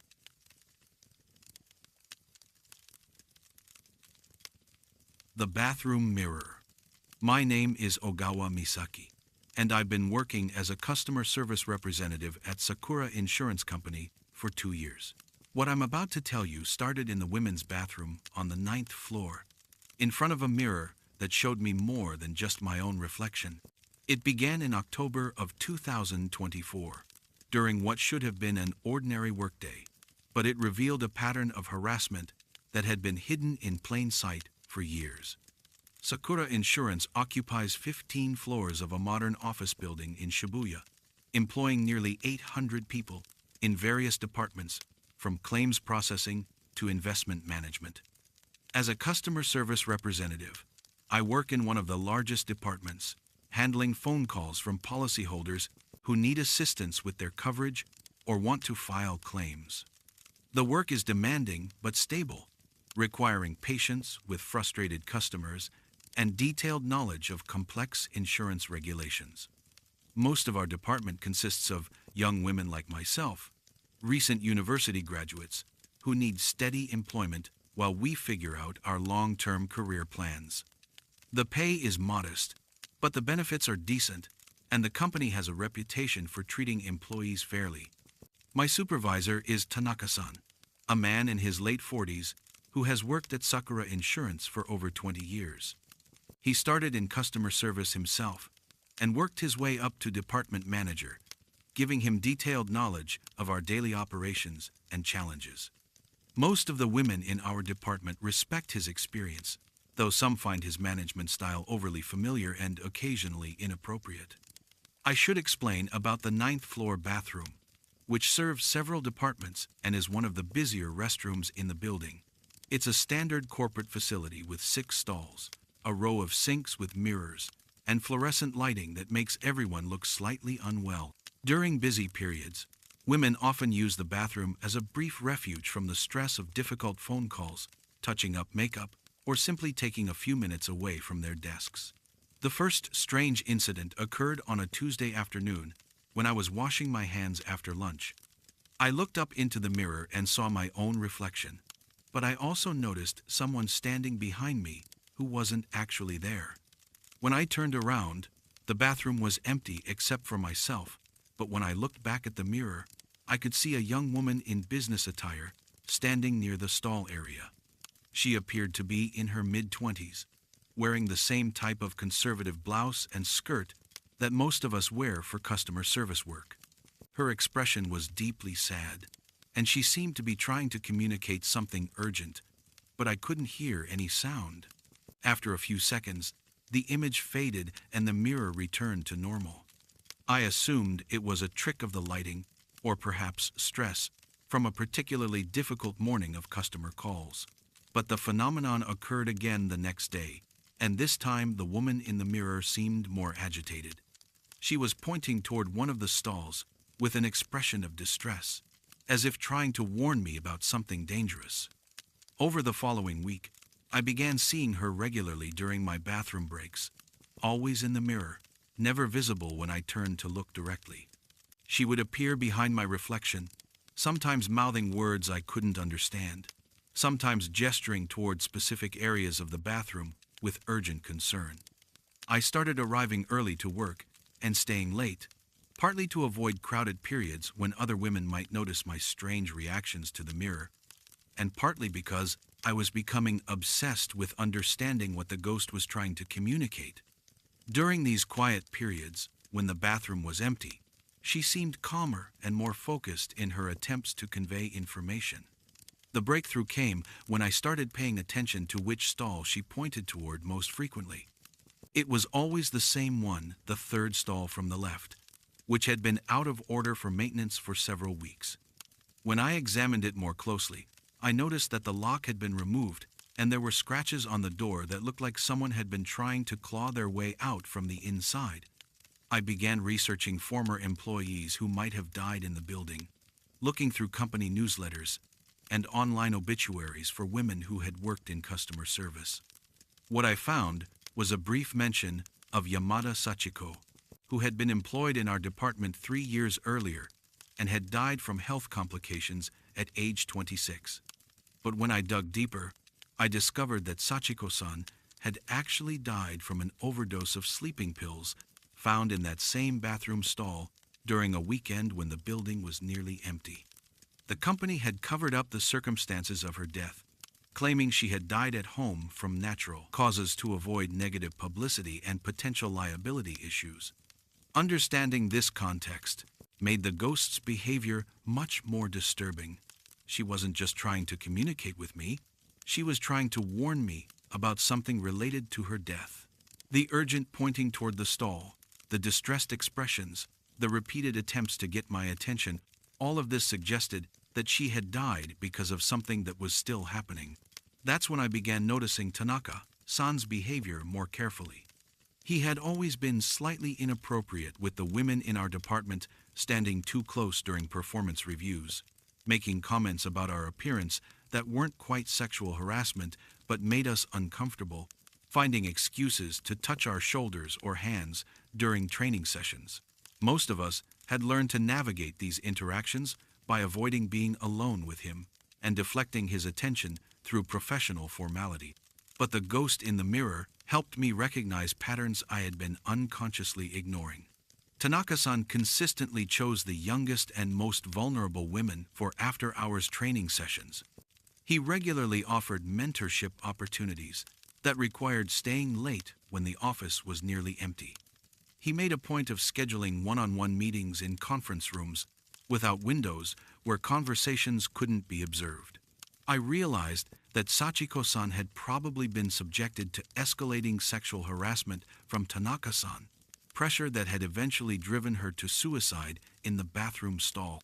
Her ghost was trying to warn me that I was likely his next target, and that the same pattern of harassment that had killed her was beginning to focus on me. The supernatural warnings proved accurate. Over the next few weeks, Tanaka-san began paying special attention to me, praising my work in staff meetings, suggesting that I had management potential that deserved extra training, offering to help me develop skills that would advance my career. To other observers, his behavior might have looked like normal mentorship, but the ghost's warnings helped me recognize the predatory pattern. The harassment escalated gradually. He started requiring me to stay late for training sessions that were actually attempts to isolate me. He began making increasingly personal comments about my appearance and potential.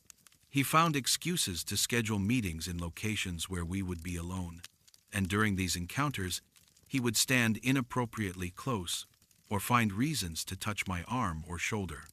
But the most disturbing aspect was his subtle threats about my job security.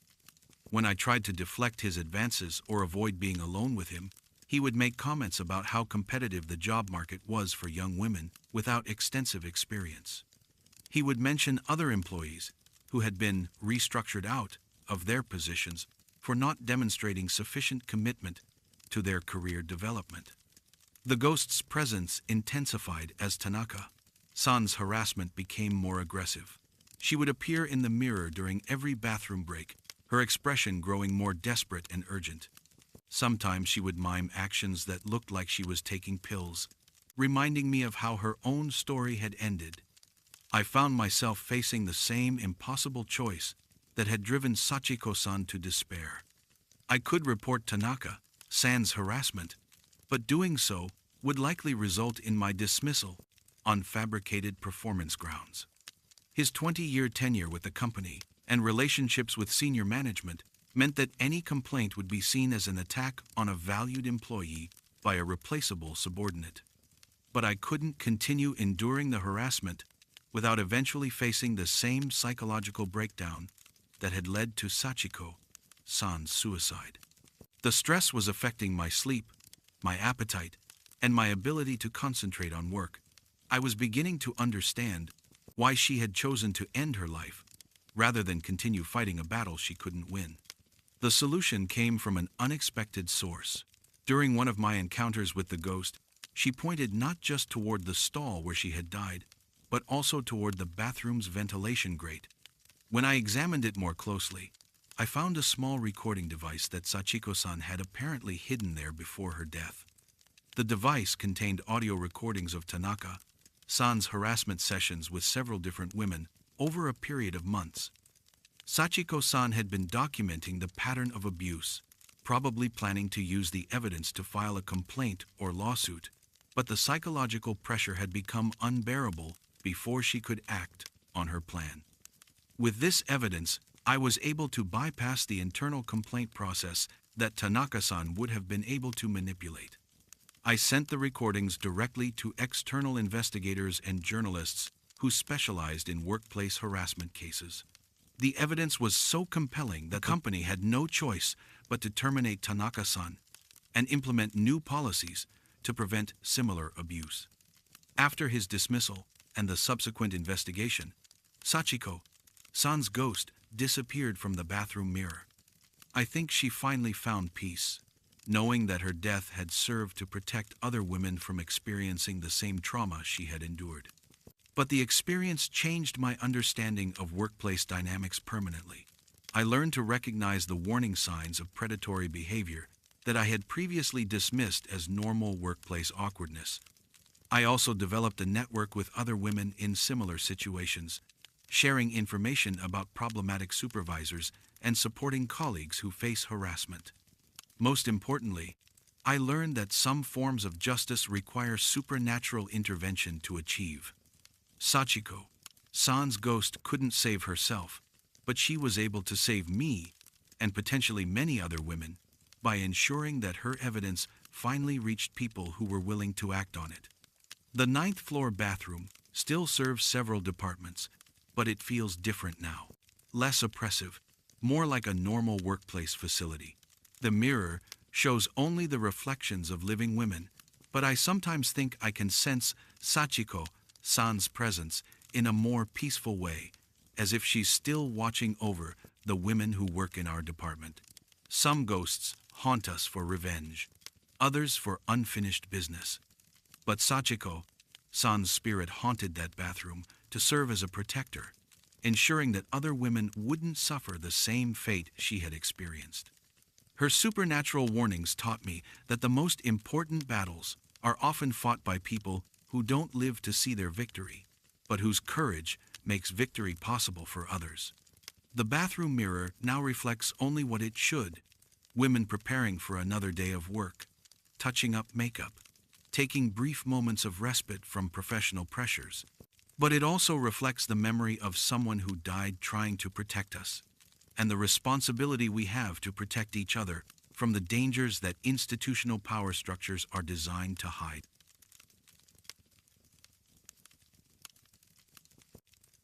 The elevator operator. My name is Hashimoto Yuka, and I've been working as a reception desk clerk at the Yamakawa commercial building for 3 years.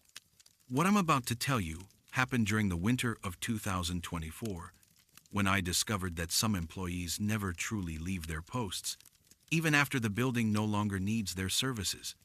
It began with an elevator that occasionally forgot it was supposed to be automated, but it revealed something much more profound about dedication, obsolescence, and the price of progress.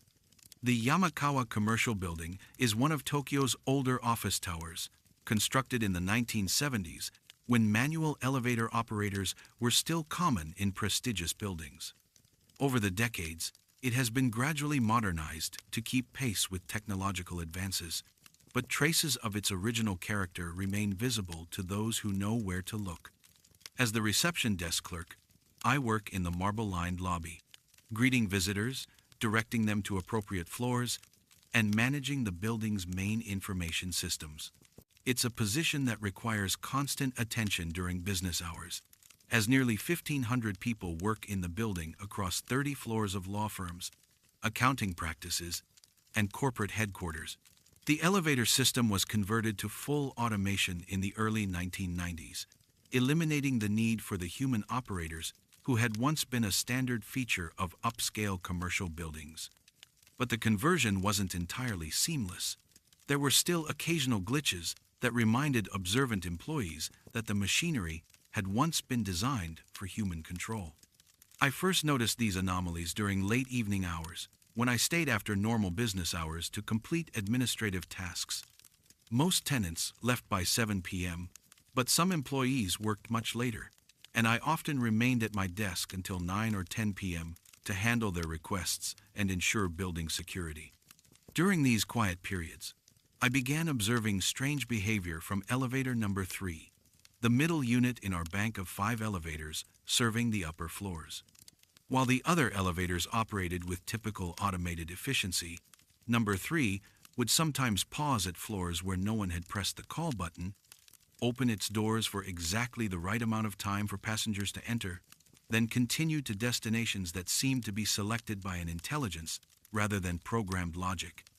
At first, I assumed it was a mechanical malfunction that would be corrected during routine maintenance, but the pattern was too consistent and purposeful to be explained by random system errors. The elevator seemed to be operating under human control, following the courteous protocols that had been standard when buildings employed professional operators. The first direct encounter happened on a Thursday evening in late November.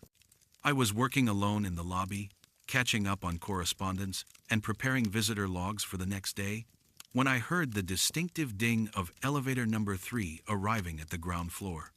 The doors opened to reveal not an empty automated car, but an elderly woman in a navy blue uniform that I recognized from old photographs as the style worn by elevator operators decades ago.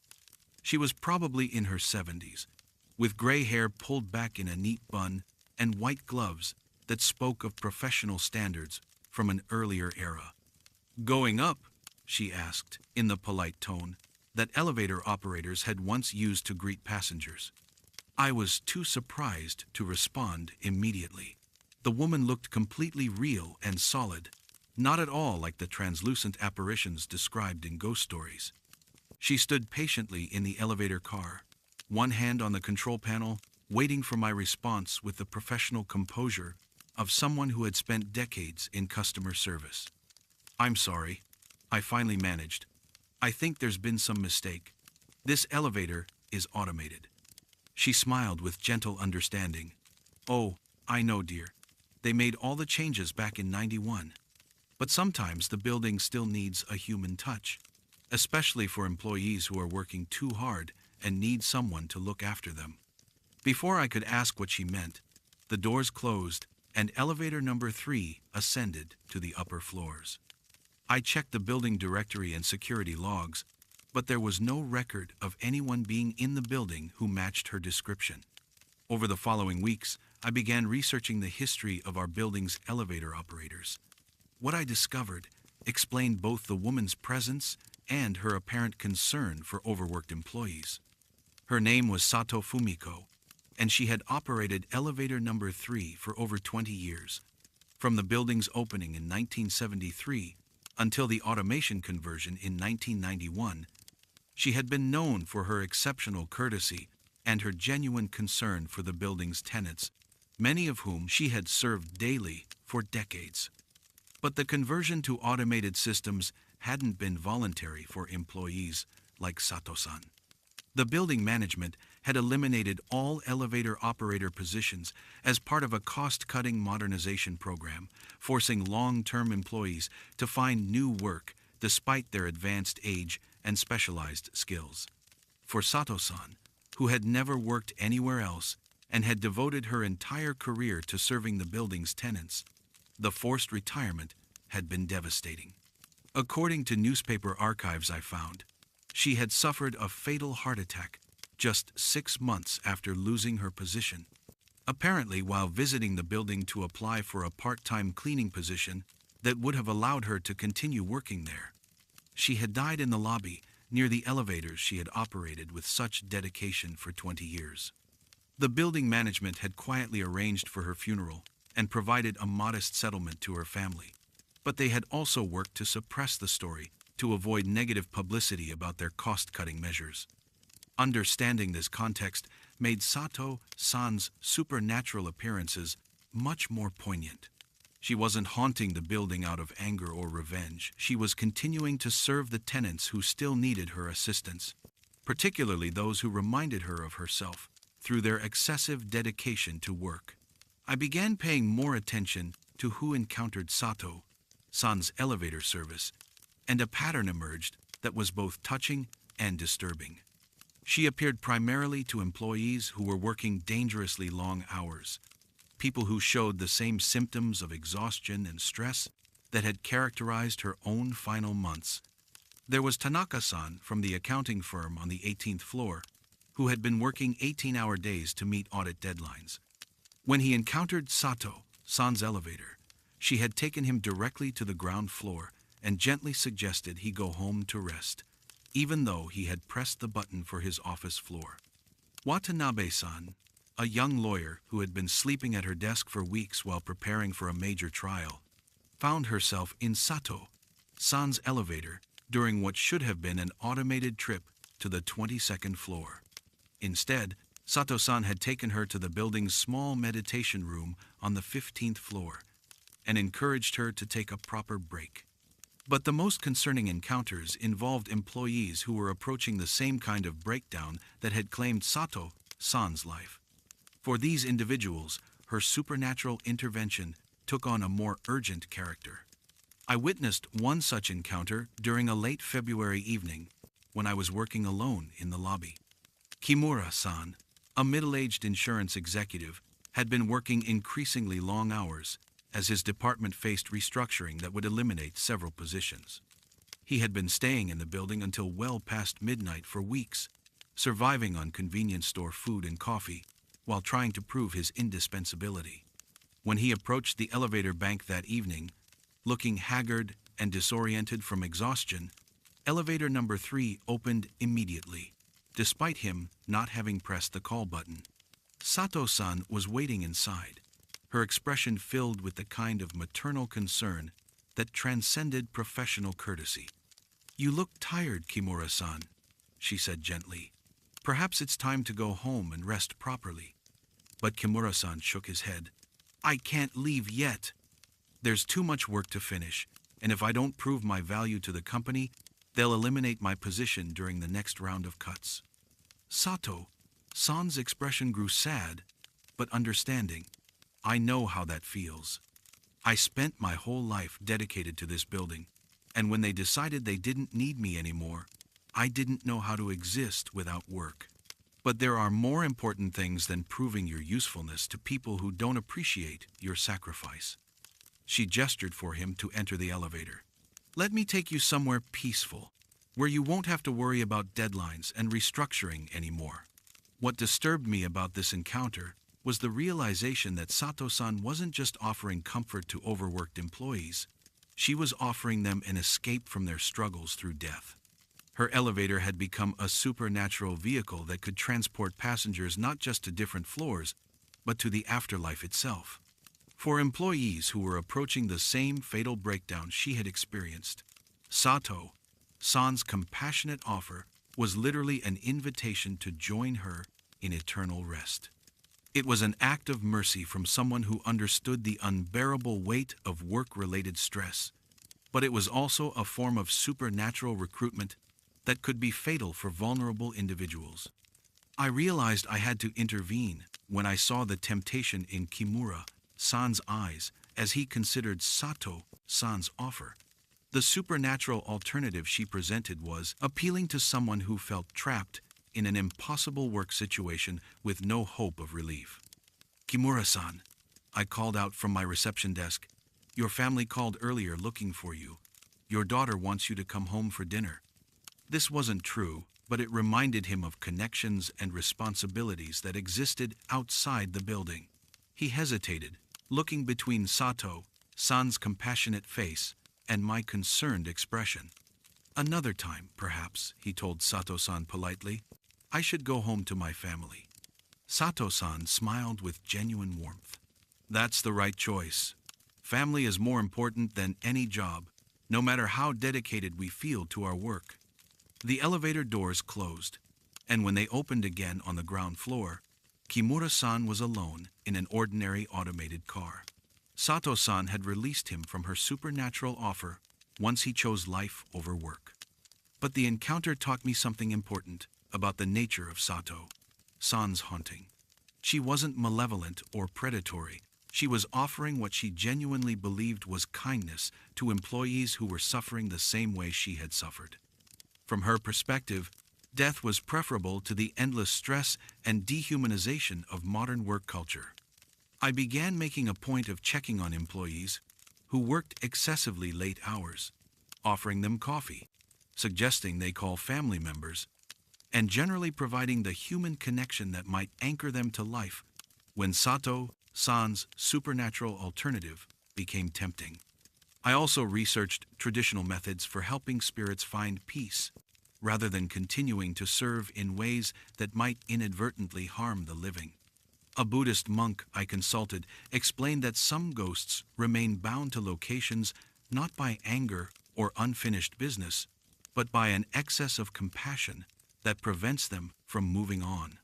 The ritual he performed wasn't an exorcism, but rather a ceremony acknowledging Sato-san's dedication while encouraging her to find peace in the knowledge that her service had been appreciated, and that others would now look after the building's tenants. After the ceremony, Sato-san's appearances became less frequent, though elevator number 3 still occasionally operates with the courteous efficiency that characterized her human service. I think she still watches over the building's employees, but now she encourages them toward life and balance rather than offering escape through death. I continue working as the reception desk clerk, but I've learned to recognize the signs of employees who might be vulnerable to supernatural offers of relief from work pressure. Part of my job has become serving as an anchor to life for people who are tempted by the peace that death seems to offer. Some ghosts haunt us because they cannot find peace, but others, like Sato-san, haunt us because they care too much about our well-being to rest while we continue to suffer. The challenge for the living is learning to accept their compassion without accepting their solutions, finding ways to honor their concern while choosing life over eternal escape.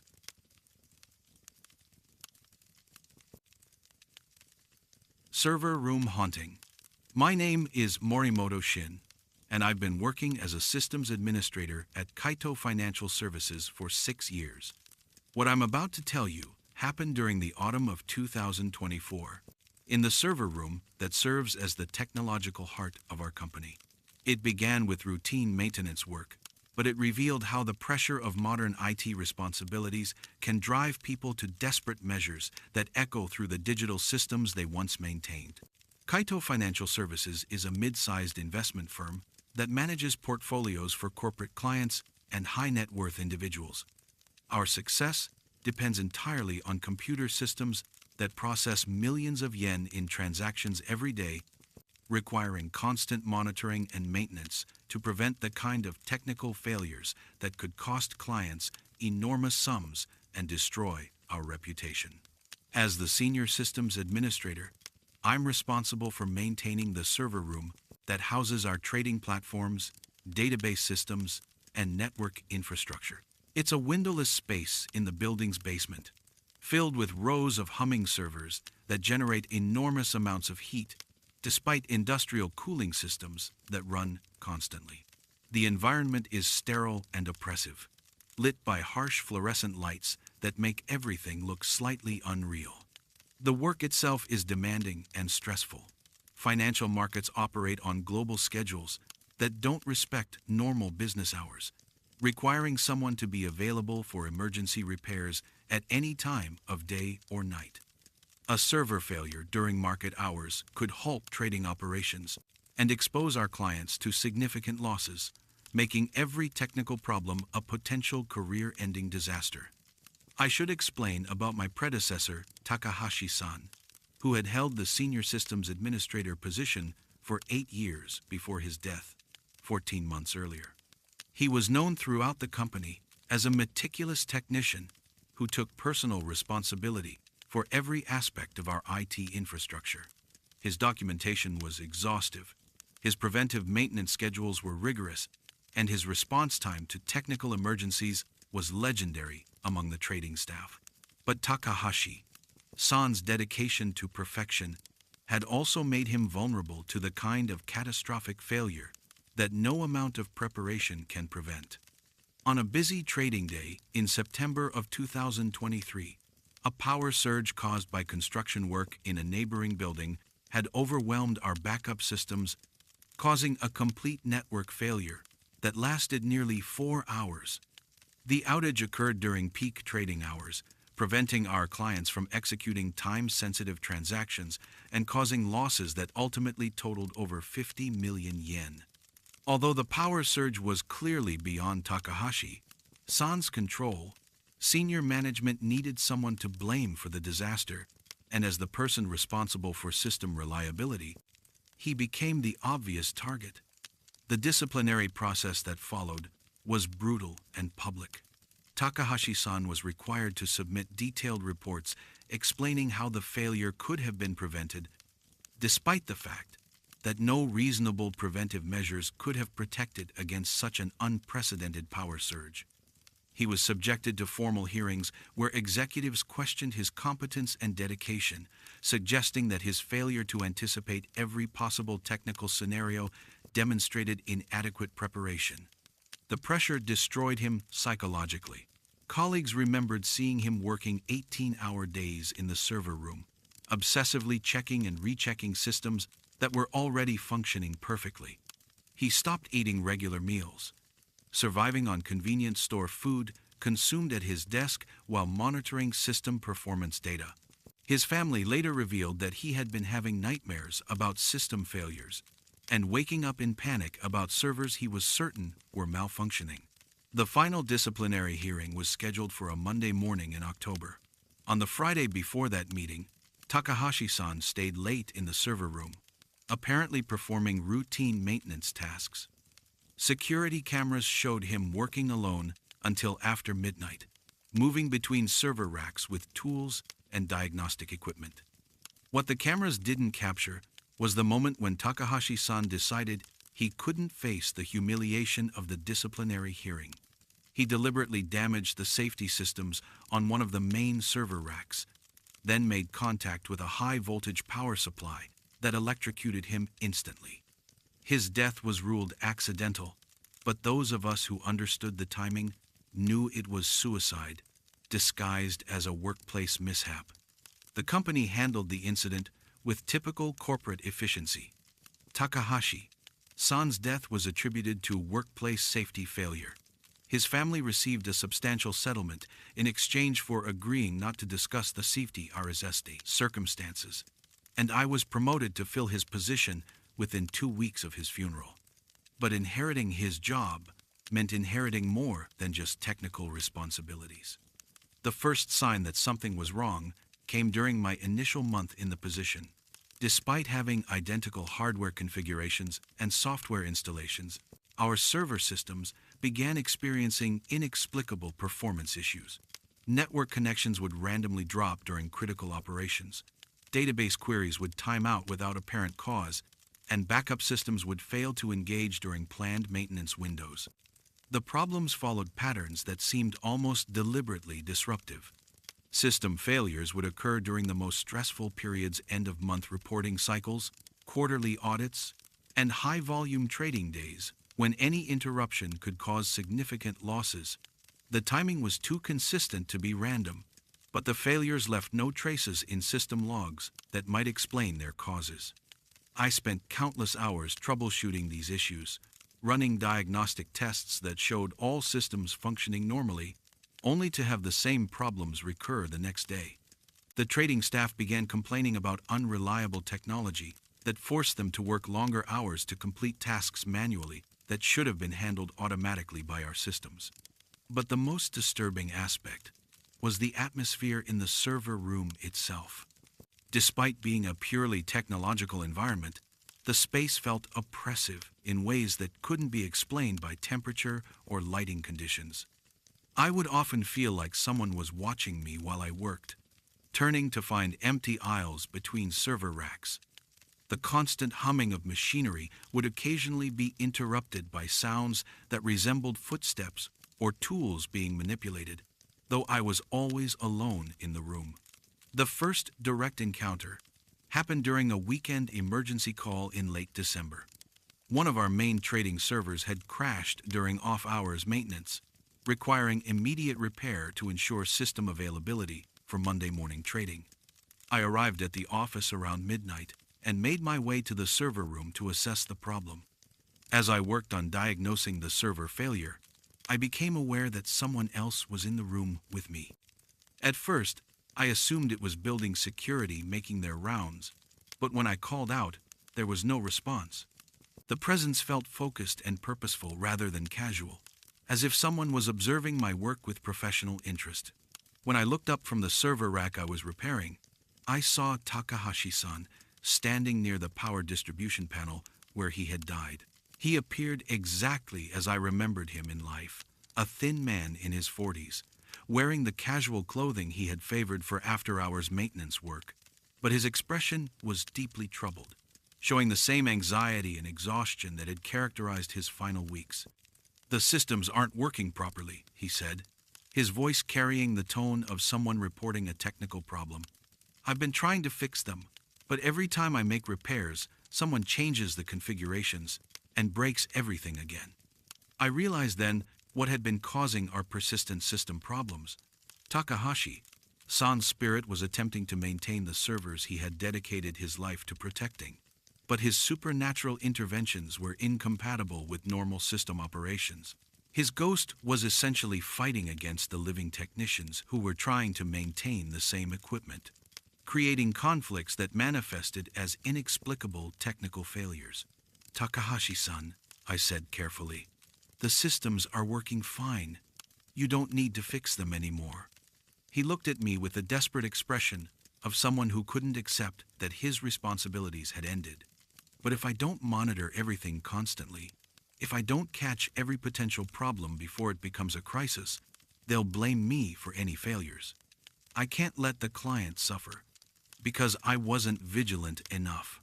Even in death, Takahashi-san was trapped in the mindset that had killed him, the belief that preventing every possible technical failure was not just his professional duty, but a personal obligation that justified any amount of sacrifice. He was continuing to work in the server room because he couldn't conceive of existence without the constant pressure of technological responsibility. But his supernatural maintenance work was actually creating the kinds of system failures he was trying to prevent. His attempts to optimize server performance were interfering with automated processes. His efforts to preemptively repair potential problems were causing new issues, and his obsessive monitoring was generating system conflicts that required manual intervention from living technicians. Over the following weeks, I learned to work alongside Takahashi-san's ghost, developing a routine that accommodated his supernatural presence while minimizing the technical problems his interventions caused. I would explain planned maintenance activities aloud before beginning work, reassuring him that the systems were being properly cared for and that his vigilance was appreciated but no longer necessary. The approach partially worked. System failures became less frequent when Takahashi-san understood that living technicians were handling maintenance responsibly. But he remained bound to the server room by his inability to accept that his responsibilities had ended, continuing to monitor systems obsessively and intervening whenever he perceived potential problems. The situation reached a crisis point during our year-end audit, when regulatory inspectors required access to system logs and performance data that Takahashi-san's supernatural activities had corrupted. His attempts to improve our backup systems had created inconsistencies in data records that threatened to trigger regulatory sanctions against our company. I realized that simply accommodating his presence wasn't enough. I needed to help him understand that his death had released him from the professional obligations that were keeping his spirit trapped in endless technical maintenance. The solution came through consulting with a Buddhist monk who specialized in helping spirits find peace after work-related deaths. He explained that some ghosts remain bound to their former workplaces, not by unfinished business, but by an inability to accept that their earthly responsibilities have ended. The ritual he performed wasn't an exorcism, but rather a ceremony formally releasing Takahashi-san from his duties as systems administrator. It acknowledged his dedication and expertise while making clear that other people would now assume responsibility for maintaining the servers he had protected so vigilantly. After the ceremony, Takahashi-san's supernatural activities ceased.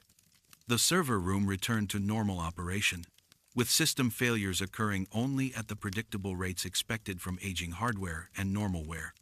But I still sometimes sense his presence during particularly challenging repair work, as if he's watching to ensure that the systems he devoted his life to protecting continue to receive proper care. I continue working as the senior systems administrator, but I've learned to recognize the warning signs of the dangerous perfectionism that killed Takahashi-san. I try to maintain perspective about technical failures, understanding that no amount of vigilance can prevent every possible system problem, and that accepting responsibility for uncontrollable events is a path toward the kind of breakdown that claimed my predecessor. Some ghosts haunt us to seek revenge or resolution, but Takahashi-san's spirit haunted our server room because he couldn't accept that his work had ended, that other people would now be responsible for the systems he had protected through obsessive dedication. His supernatural presence taught me that the most dangerous aspect of technical responsibility isn't the complexity of the systems we maintain, but the psychological pressure to achieve impossible standards of perfection in an inherently imperfect technological environment.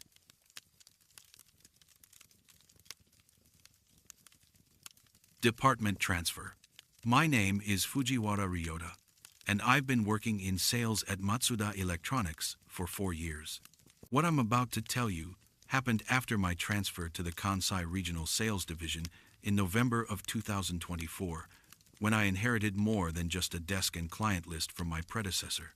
It started as what seemed like a career opportunity, but it revealed the dark truth about workplace bullying and the lengths some spirits will go to protect others from their fate. I should explain how the transfer came about. I had been working in our Tokyo headquarters, handling corporate accounts with moderate success but limited advancement opportunities. when a position suddenly opened in the Kansai division, covering Osaka and the surrounding prefectures, I jumped at the chance for increased responsibility and better commission potential. The position had become available because the previous sales representative, Hashimoto Kenji, had resigned for personal reasons, according to the official announcement. But when I spoke with colleagues who knew him, I learned that Hashimoto-san had actually taken his own life, jumping from his apartment balcony after what appeared to be a severe psychological breakdown. The company had worked hard to keep the suicide quiet, partly to avoid negative publicity and partly because workplace-related suicides can trigger labor investigations that companies prefer to avoid. Hashimoto-san's death was attributed to personal health issues, and his family received a substantial settlement in exchange for their discretion about the circumstances. But there were aspects of his death that didn't align with the official narrative. Hashimoto-san had been a successful salesperson for over 10 years, consistently meeting his targets and maintaining good relationships with clients. He had no history of mental health problems, no financial difficulties, and no personal crises that might explain such a drastic decision. What he did have was a new supervisor, Nakayama-san, who had been transferred from another division 6 months before Hashimoto-san's death. Nakayama-san had brought with him a management philosophy that emphasized performance optimization through constructive pressure, which seemed to translate into systematic humiliation of subordinates who failed to exceed increasingly unrealistic sales targets. I learned about this context gradually, through conversations with other sales representatives who had worked under both supervisors. They described how Nakayama-san would berate salespeople in front of colleagues for minor shortcomings, require detailed written explanations for every lost sale, and implement impossible quotas that set team members against each other in destructive competition. But I didn't fully understand the toxic environment I was entering until I started working at Hashimoto-san's old desk. The Kansai sales office occupied the 15th floor of a commercial building in central Osaka, with an open floor plan that provided little privacy for phone calls or personal conversations. Hashimoto-san's desk was positioned near the window, which should have been a desirable location, but I quickly noticed that other employees seemed to avoid the area unnecessarily. The desk itself had been thoroughly cleaned, but there was something oppressive about the space that I couldn't initially identify. The lighting seemed dimmer than at other workstations, despite being positioned near natural light sources. The temperature felt consistently cooler, even when the building's heating system was working properly. And there was a persistent sense of sadness that seemed to emanate from the furniture itself. More disturbing were the small personal items that kept appearing in the desk drawers. A pen I had never seen before would turn up in the pencil holder.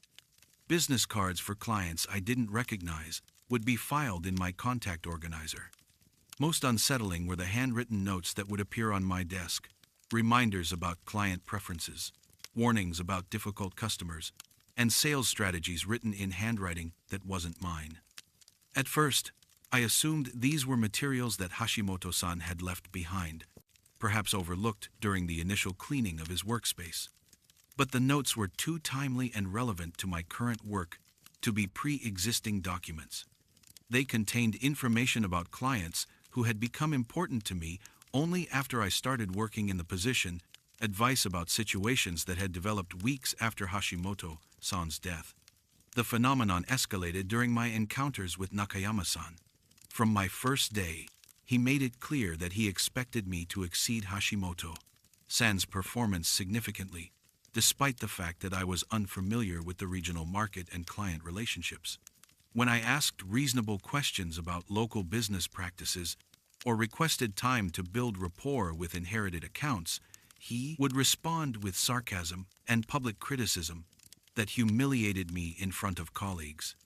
But during these confrontations, I began hearing whispered commentary that seemed to come from somewhere near my desk. The voice would provide warnings about Nakayama-san's tactics, suggestions for deflecting his criticism, and emotional support that helped me maintain my composure under pressure. Don't let him isolate you. The voice would whisper during particularly brutal performance reviews. He's trying to break your confidence, so you'll accept impossible demands without resistance. Document everything. It would advise when Nakayama-san changed my sales targets retroactively to make my performance look inadequate. Save his emails, record his verbal instructions, protect yourself legally. The voice was always helpful, always protective, but there was something desperate about its tone that suggested deeper motivations than simple workplace solidarity. During quiet evenings when I stayed late to catch up on administrative work, I began having more direct encounters with what I realized was Hashimoto-san's spirit. He would appear at the edge of my peripheral vision, a tired-looking man in his 30s wearing the same conservative business suits favored by most of our sales staff. You have to be careful with Nakayama-san, he told me during one of these encounters. He doesn't just want you to fail, he wants to destroy you completely. He gets satisfaction from breaking people down, from proving that he has power over their professional lives. Hashimoto-san revealed the systematic bullying that had led to his suicide. Nakayama-san had implemented increasingly impossible sales targets while simultaneously undermining Hashimoto-san's relationships with established clients. He would schedule important meetings at times when Hashimoto-san had prior commitments, then criticize him for poor time management. He would change territory assignments without notice, forcing Hashimoto-san to rebuild relationships with completely new client bases every few months. Most destructively, Nakayama-san had created a hostile work environment where other team members were rewarded for reporting on their colleagues' supposed shortcomings. This system had isolated Hashimoto-san from potential allies and made every interaction with coworkers feel like a potential betrayal. I couldn't take the constant humiliation, Hashimoto-san explained. Every day felt like psychological warfare, and I was losing ground steadily. When I realized that complaining to higher management would only make the harassment worse, I felt trapped in a situation that was slowly destroying my sanity. But I also began to realize that Hashimoto-san's spirit wasn't just sharing information. It was gradually influencing my behavior in ways that felt both protective and concerning. During confrontations with Nakayama-san, I would find myself responding with knowledge and confidence that didn't feel entirely my own. I would cite sales regulations I had never studied, reference client histories I shouldn't have known, and demonstrate negotiation skills that exceeded my previous experience level. The supernatural assistance was effective in helping me survive Nakayama-san's bullying, but it came with an unsettling cost. I began having difficulty distinguishing between my own thoughts and the advice I received from Hashimoto-san's ghost. Sometimes I would find myself speaking in response to conversations that had occurred only in my head, or making business decisions based on information that I couldn't remember learning through normal channels. Most concerning was how the possession seemed to be intensifying over time. What had started as helpful whispers and occasional appearances was becoming a constant presence that influenced my personality and decision-making process. I would catch myself using expressions that Hashimoto-san favored, adopting his preferred methods for organizing client files, and even experiencing emotional reactions to situations that resembled his traumatic memories more than my own experiences. I realized that Hashimoto-san wasn't just trying to protect me from Hashimoto-san's bullying. He was trying to merge our identities so completely that I would become a continuation of his interrupted life. His spirit was so desperate to prevent another person from suffering his fate that he was willing to possess me entirely, creating a scenario where Ryota Fujiwara would gradually disappear and be replaced by a living version of Hashimoto Kenji. The climax came during a particularly brutal performance review, where Nakayama-san accused me of falsifying sales reports and threatened to recommend my termination to senior management. As I sat in his office listening to increasingly creative accusations, I felt Hashimoto-san's presence taking control of my responses completely. You did the same thing to me, I heard myself saying in a voice that didn't sound entirely my own. You created impossible conditions, then blamed me for failing to meet them. You destroyed my confidence systematically until I couldn't function professionally or personally. Nakayama-san's expression changed from anger to recognition and then to fear as he realized that he wasn't just dealing with another subordinate employee. The spirit inhabiting my body was confronting him with the direct consequences of his bullying, forcing him to face the reality that his management tactics had literally driven a person to suicide. Hashimoto-san, he whispered, I won't let you do to him what you did to me. The spirit replied through my voice, I won't let you destroy another person's life for the satisfaction of exercising power over someone weaker. The supernatural confrontation lasted for several hours, during which Hashimoto-san's spirit used my body to document Nakayama-san's harassment tactics, record his admissions of deliberate workplace bullying, and gather evidence that could be used to expose the toxic management practices that had led to the suicide.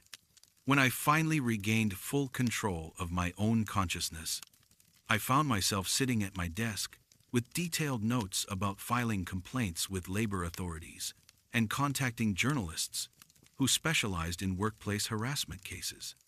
Hashimoto-san had used the possession to ensure that his death wouldn't be covered up indefinitely. Following his supernatural guidance, I was able to expose Nakayama-san's bullying tactics and trigger investigations that led to his removal from management and the implementation of new policies designed to prevent similar harassment.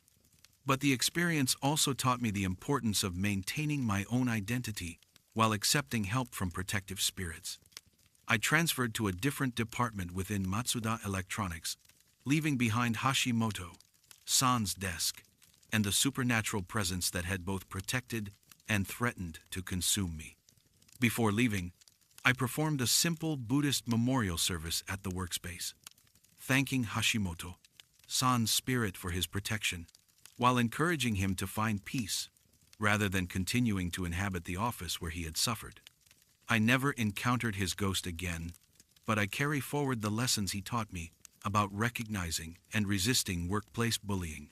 I also try to support colleagues who face similar harassment, knowing that some battles require assistance from those who have fought them before, whether living or dead.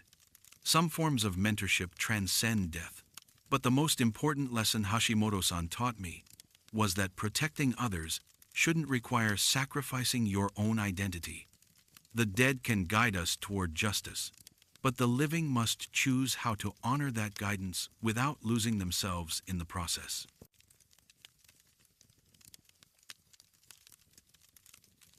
The Executive Suite. My name is Yamamoto Keiko, and I've been working as an executive assistant at Ishikawa Corporation for 9 years.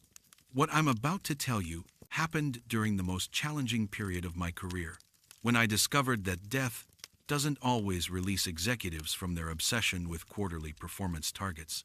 It began in the autumn of 2024, 6 months after our CEO's passing, when I realized I was still taking orders from a boss who was no longer among the living.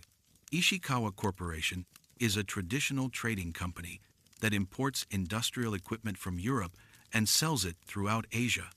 We employ about 400 people across our Tokyo headquarters and regional offices, maintaining the conservative business practices that have sustained the company for over 60 years.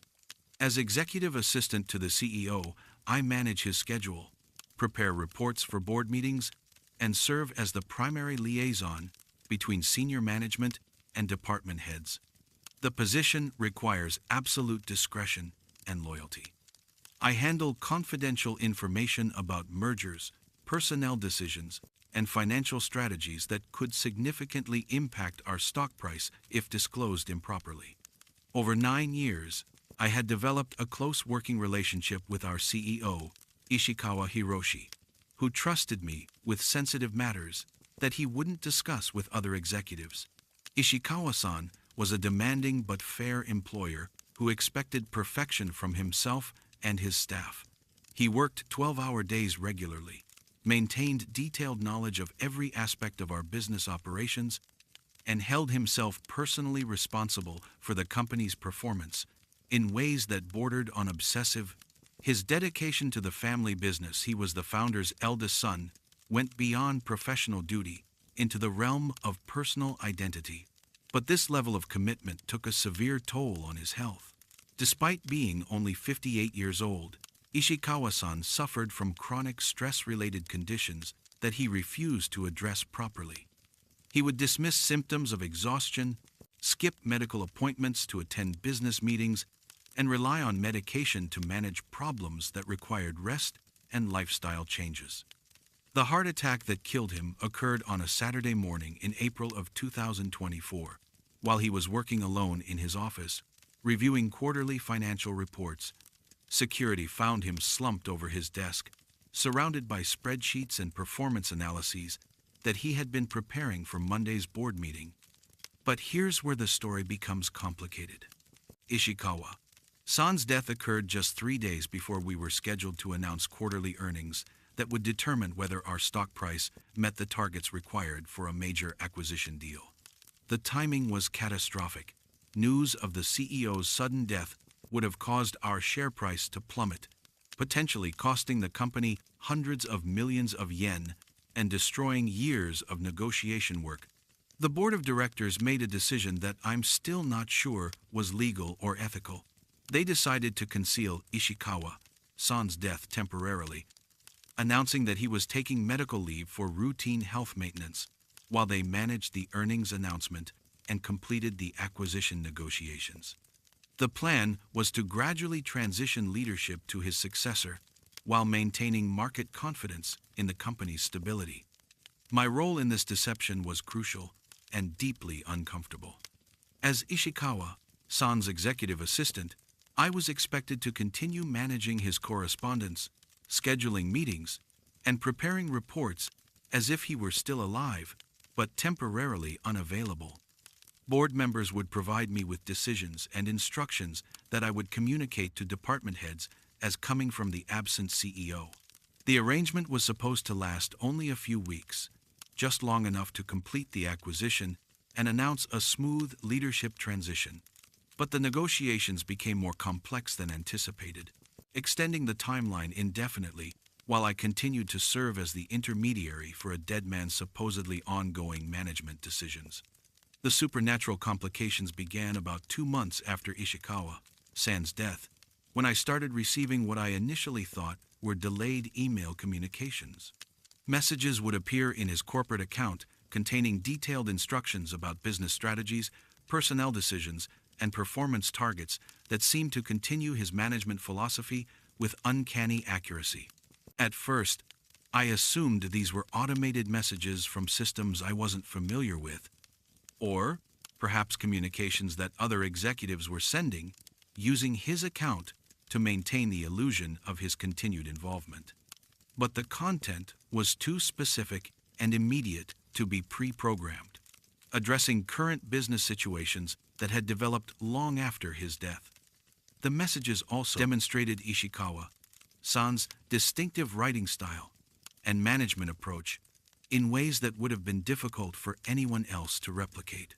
He had specific phrases he used when discussing different types of business challenges, particular formats he preferred for financial reports, and unique perspectives on company strategy that emerged clearly in these posthumous communications. But what made these messages truly disturbing was their increasingly unrealistic demands. Ishikawa-san had always been a demanding employer, but the instructions I received after his death pushed expectations beyond what living employees could reasonably accomplish. Department heads were being asked to achieve performance targets that would require impossible levels of productivity, implement cost-cutting measures that would eliminate essential staff, and complete projects within timeframes that defied practical limitations. When department managers questioned these impossible requirements, they would ask to speak directly with Ishikawa-san to clarify his expectations. This put me in the difficult position of explaining why our CEO remained unavailable while continuing to issue detailed management instructions. I found myself scheduling phone conferences, during which I would relay questions to an empty office and return with responses that somehow perfectly matched Ishikawa-san's management style. The situation became more disturbing when I started experiencing direct supernatural encounters during these fake meetings.